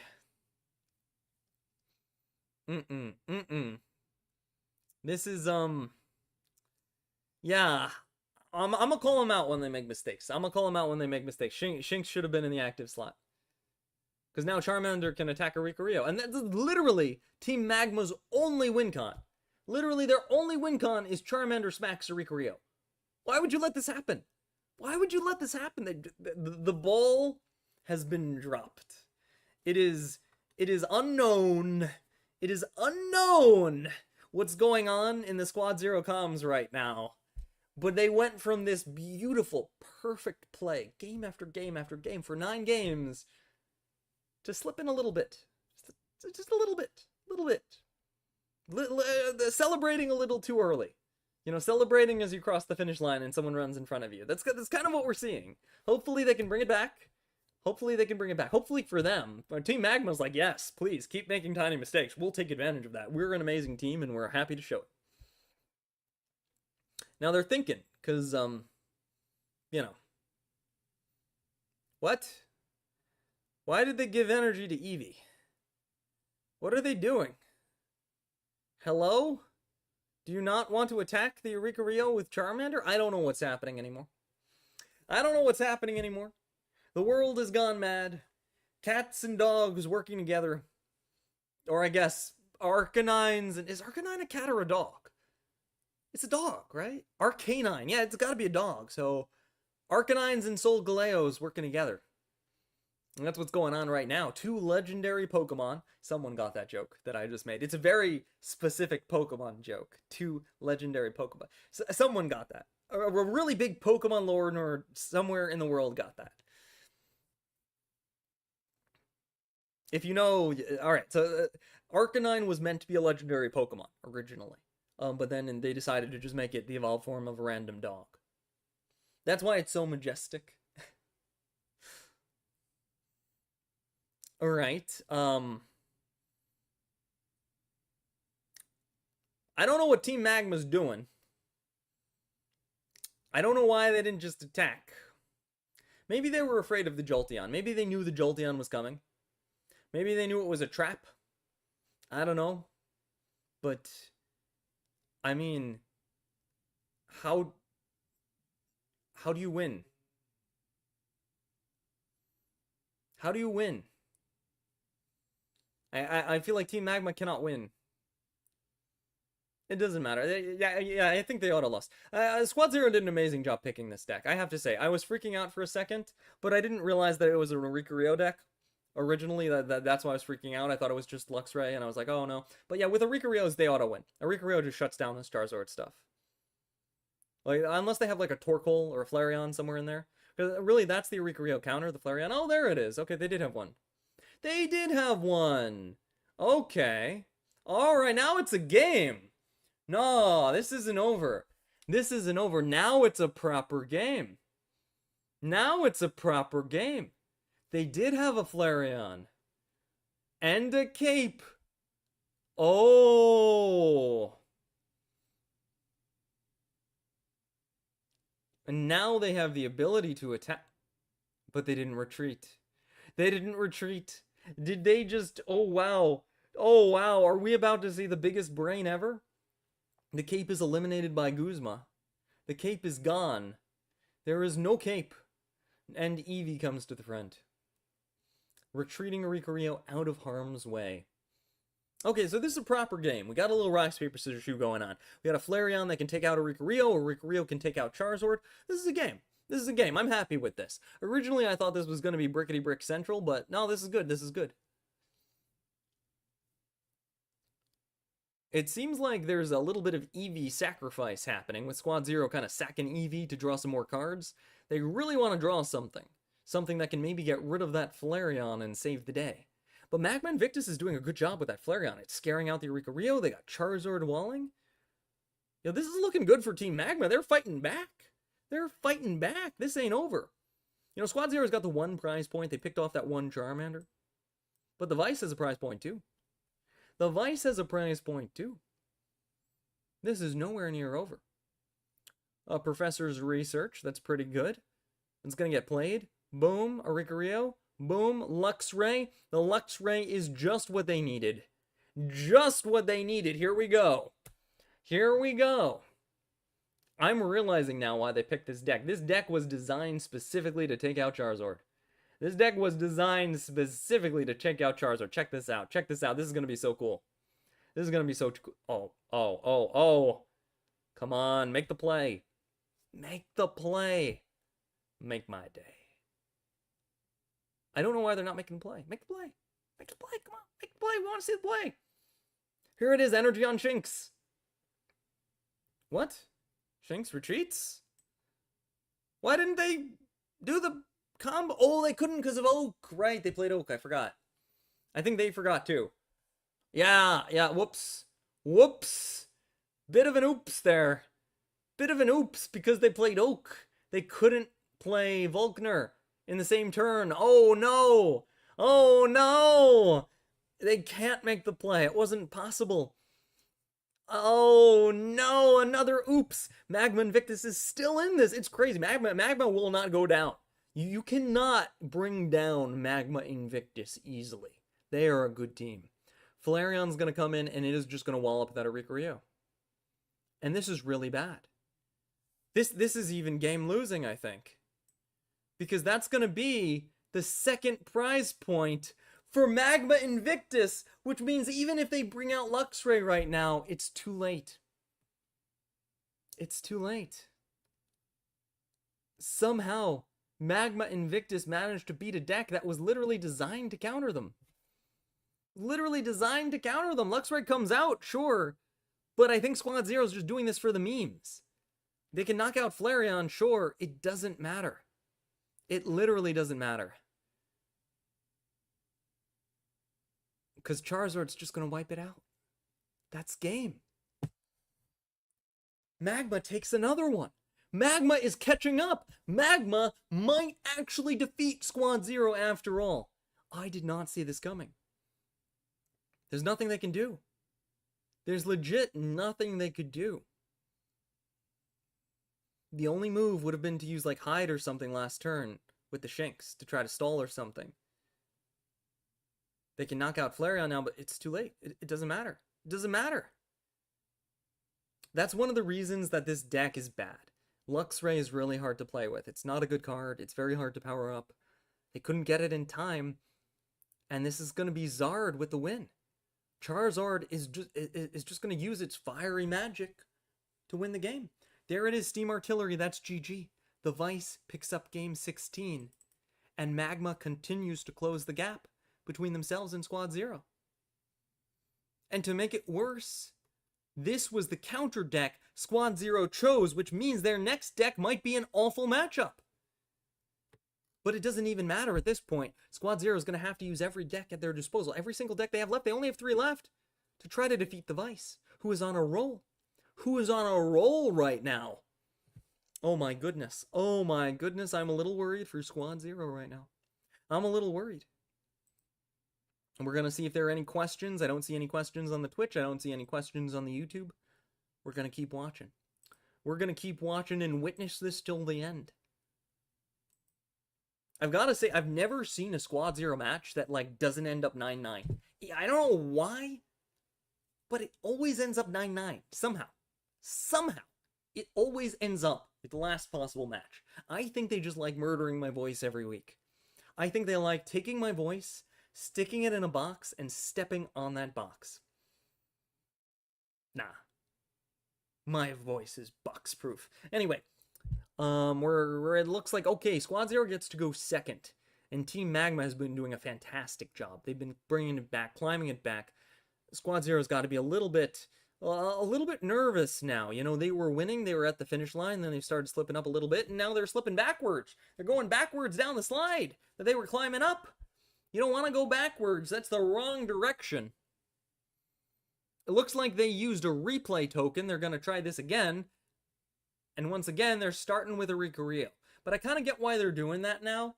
I think that they want to use Shinx to snipe the Flareon. That's why they're trying to keep Shinx safe. I still don't know if I agree with it. I still don't know if I agree with it. But I guess if you're going second, you can power up a Ricoreo before they could power up Charmander, so it's probably fine. It's probably fine. Yeah, I think I take it back. A Ricoreo in the active slot is good under these conditions. Because you get an early bird, pom-pom punch. You go for the pom-pom punch, take them out, boom. This is really close. This is really close. Magma is coming back. Magma is climbing. Alright, we get some interesting draws for Squad Zero, but the problem with Luxray, the reason that Luxray is not such a good card, is because you need so much to make it work. You need Volkner, Luxray, Rare Candy, and Shinx. That's 4 cards. You need 4 cards. And you can't play any supporter cards on the turn you play Volkner, which is what messed up Squad Zero last turn. That's why this deck is really weak. Wow. On-curve evolution into Charizard, which normally would be amazing, but in this case, it can't hurt a Ricoreo. The entire point of this is just to kind of stall for as long as possible and try to draw Flareon to remove the Ricoreo as quickly as possible like they did last game. If Team Magma can pull this off twice in a row, they've earned their name as Magma Invictus. You know what I mean? Because they've earned it at this point. They're fantastic at this point. That's just incredible. Another Volkner, which isn't particularly helpful, and another reason that this deck is a little iffy. Squad Zero can absolutely evolve Eevee into Sylveon, but if they do, it can't become a Jolteon later. A little bit of choice. A little bit of choice. Yeah, it's pretty risky. And also they have to consider you might want to put another Ricoreo on the bench. There's a lot to look at here. There's a lot about this position that's not so simple. Even though this deck is supposed to counter Charizard. Don't play this deck, by the way. If you want to counter Charizard, play a Ricoreo with Silvally. You'll get way more pressure from Silvally, and a Ricoreo can still counter the Zard. You know, there are better decks. Play the Tapu Koko Arceus variant, right? There's so many good decks that can counter Zard. This isn't one of them. This is not a good deck. It's a good deck. It's not a great deck, I should say. It's like, you know, this is kind of like your main character's best friend deck, not the main character's deck. It's kind of mean to say, but yeah, you know what I mean? It's like, it's a good deck. It's not gonna necessarily win all the time. Alright, with double a Ricoreo, that will stop any Sabrina shenanigans. It'll freeze everything except Flareon. So right now, Magma Invictus, they want to get Flareon as quickly as possible. They want to rush to Flareon, get Flareon online, and try to remove these Ricoreos. Because until they do, the Squad Zero's got it made. They can just attack for free every single turn. Every single turn. And Charizard can't attack anything with a Pom-Pom. It's a rule in the Pokemon universe. Anything with a yellow Pom-Pom, Charizards just don't attack them. EX Charizards anyway. Regular Charizards can attack, but EX Charizards can't. They're afraid of Pom-Poms. I don't know. They're like, rah, Steam Artillery, a yellow Pom-Pom, no! And then it just hides at the last minute and the attack misses. That's basically what happens. Alright, Lily's going to stall out a Ricoreo. And Lily is good in that deck. By the way, Lily's great in the Charizard deck. 10 out of 10 in the Charizard deck. You're just going to stall out that Ricoreo as much as possible. Can't really attack until Flareon comes online. You know, I mean, Magma Invictus is thinking. They're really churning. They want to win this. 10 seconds left. 8 seconds left.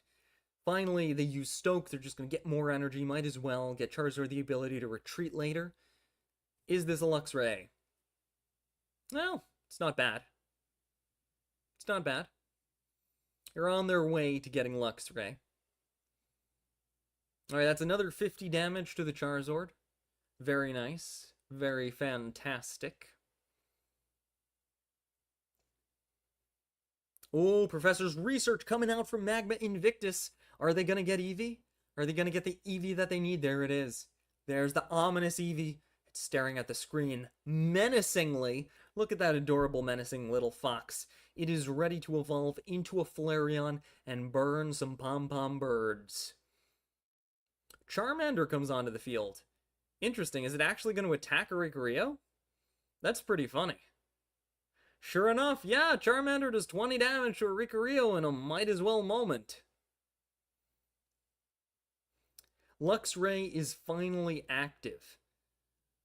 I wonder if they're going to use Luxray to snipe the Eevee. They could. Could they? I'm not even sure if they could, actually, because you need 2 electric energy to be in your discard pile, and I don't think they've discarded any yet. So if no electric energy have been discarded, Volkner won't work. It won't do anything. Yeah, Oricorio's just got to attack. That's kind of its only choice. It's kind of its only option. Unless Oricorio goes down, unless Oricorio goes down, and Flareon gets the cape. There's Super Flareon. And this is the problem. You can't play Guzma and Volkner in the same turn. It's the same problem from last time. It's the exact same problem. You can't play 2 supporter cards in the same turn, and that's one of the things that makes this deck bad. It's one of the things that makes Luxray bad. It's unfortunate, but Luxray is a little bit difficult. Charmander attacks. That's going to be 20 more damage to Oricorio, but Squad Zero's chilling like the villains that they are. They're ready to deal with this situation. We see a retreat into Luxray. They're going to add the energy onto Luxray, Volkner first. I don't think the order matters, but better safe than sorry. Add the energy onto Luxray. Now we're going to get Bolt onto the Flareon in the back. That's going to do some nice damage, but remember, Luxray can totally get eaten by a Charizard now. You can just get nommed by a Charizard.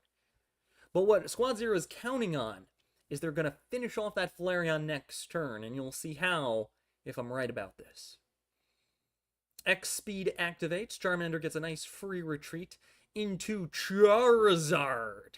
The fire monster from the beyond is going to use Steam Artillery like it's Attack on Titan. Seriously, the Titans attack with Steam. It's weird. I don't know why, but they kind of do. Luxray goes down. It's going to be 1 prize point for the Vice. Oricorio comes to the front, ready to use its pom-poms for justice. Or whatever kind of frontier justice we have out here. Guzma deletes the cape, which means Flareon is now at 0 health. And it is deleted from the field. That's going to give a prize point to Lotus. Incredible. With Flareon gone, there is no longer any way to threaten the Oricorios unless they can somehow get a second one online. It might take a while for that, though. And in the meantime, Zap goes off. Oricorio does massive damage to Charizard, putting it near KO range. Though it would take like a lot of stuff to KO it. You would need Rare Candy, Volkner, you need a lot of stuff. Charizard uses Sabrina, forcing a retreat into Oricorio. Charmander comes forward to attack the Oricorio, but this is not going to be enough damage to bring it down. It's only going to be 20, because they're not running the Energy Discard Charmander, though I bet they were in this position. Squad Zero is more than happy to just finish off that Charmander using their existing Oricorio. I don't know about that. I would have switched to the other one just to be safe. Just to be safe, because if this Oricorio goes down, you end up Sabrina vulnerable. You don't want to end up Sabrina vulnerable. That's not good. Charizard comes out. It's ready to roar, but the pom-poms are deflecting its steam like the laws of physics don't even apply in the world of Pokemon. And I guess sometimes they don't. Ultimately, Magma Invictus is on their last legs. They're using their most powerful fire-based deck, the true representation of the Phoenix. That is their icon. They are Magma Invictus. But ultimately, Charizard can only be really, really stoked to be here and not do any damage. It's the pom-poms. They're like, are you stoked, Charizard? And Charizard's like, I was going to attack you, but yeah, I'm stoked. Oh no, I forgot to attack. And that just keeps happening over and over again. The pom-poms, you can't help. They're infectious. The cheering is infectious. Oricorio with more health comes forward. They probably should have done that last turn, but that's okay. Oricorio uses Zap, doing 50 more damage to Zard. One more attack and that Charizard's going to be defeated. And no matter how stoked it is to be here, Team Magma puts another Eevee on the bench. There's hope. There's hope in the universe. That Eevee could become a Flareon and save Team Magma by wiping out Oricorio. But is there enough time? Can they possibly put enough energy on it in time? Eevee uses Collect. It grabs another card from the deck, desperately looking for the Flareon that it wants to be. But Rare Candy activates, and we see Luxray come online. Volkner is activated, giving 2 more electric energy to the Luxray. Oricorio retreats, and Luxray is more than ready to use Volt Bolt on Charizard, adding insult to injury, defeating the very symbol of Magma Invictus. Squad Zero takes the final game, with their gym leader Lotus leading the final charge. That is the 10th point for Squad Zero, eliminating the final member of Magma Invictus, and giving a win to Squad Zero in this global gym battle team match. A big shout out to Magma Invictus. They played really well and did fantastic. I think this was an incredibly close series of games. I think up until the Rampardos incident, Squad Zero was playing perfectly. They made a few mistakes at the end, but managed to clean it up and play very well during that last match. Huge shout out to all of the members we saw today. Do I have a list? I have a pseudo list. 1, 2, 3, 4, 5. I don't think all the players are on it, so I'm not going to read it because I don't want to leave anybody out. But great games. I am going to check the chat and see if we have any last minute questions. Let me see. Shinx was safe. Right thing to do. Need Flareon. Need Cape. This is over. No, they need Luxray. Zard, never mind. 8 looking great. Need to hide. Was their only shot. Yep. All of that is true. I don't see anything on Twitch. Alright. So that looks like it. Thanks you everybody for stopping by. I hope you had fun. I tend to stream these once a week on Sundays. Psyduck says bye to everybody. I'm the Sneaky Dragon. I put out weird videos sometimes. Next week is a little bit hard. I actually don't have a video yet for next week, so it'll probably show up sometime around, I want to say, Wednesday. But I am working on an incredible interview with one of the directors of Pokemon, which is why I haven't been putting out videos as frequently. Most of my time has been streaming this and working on that, and my full-time job, because I don't make any money off this stuff. So, oh my goodness. Anyway, it's been fantastic streaming this. A huge shout out to all the players again. This was a great match. I really hope we see both of these in the finals. Squad Zero and Team Magma. That's all for now, and I'll catch you later. Alright, YouTube, it's just you and me for a little bit. I can't actually turn off the YouTube stream for some reason. So what I'm going to do is I'm going to mute myself, disappear, and then, yeah. But the stream is over. You can go now. Thanks for coming by. It's just going to keep broadcasting to YouTube a little longer because of technical reasons. Bye, everybody. I hope you had fun.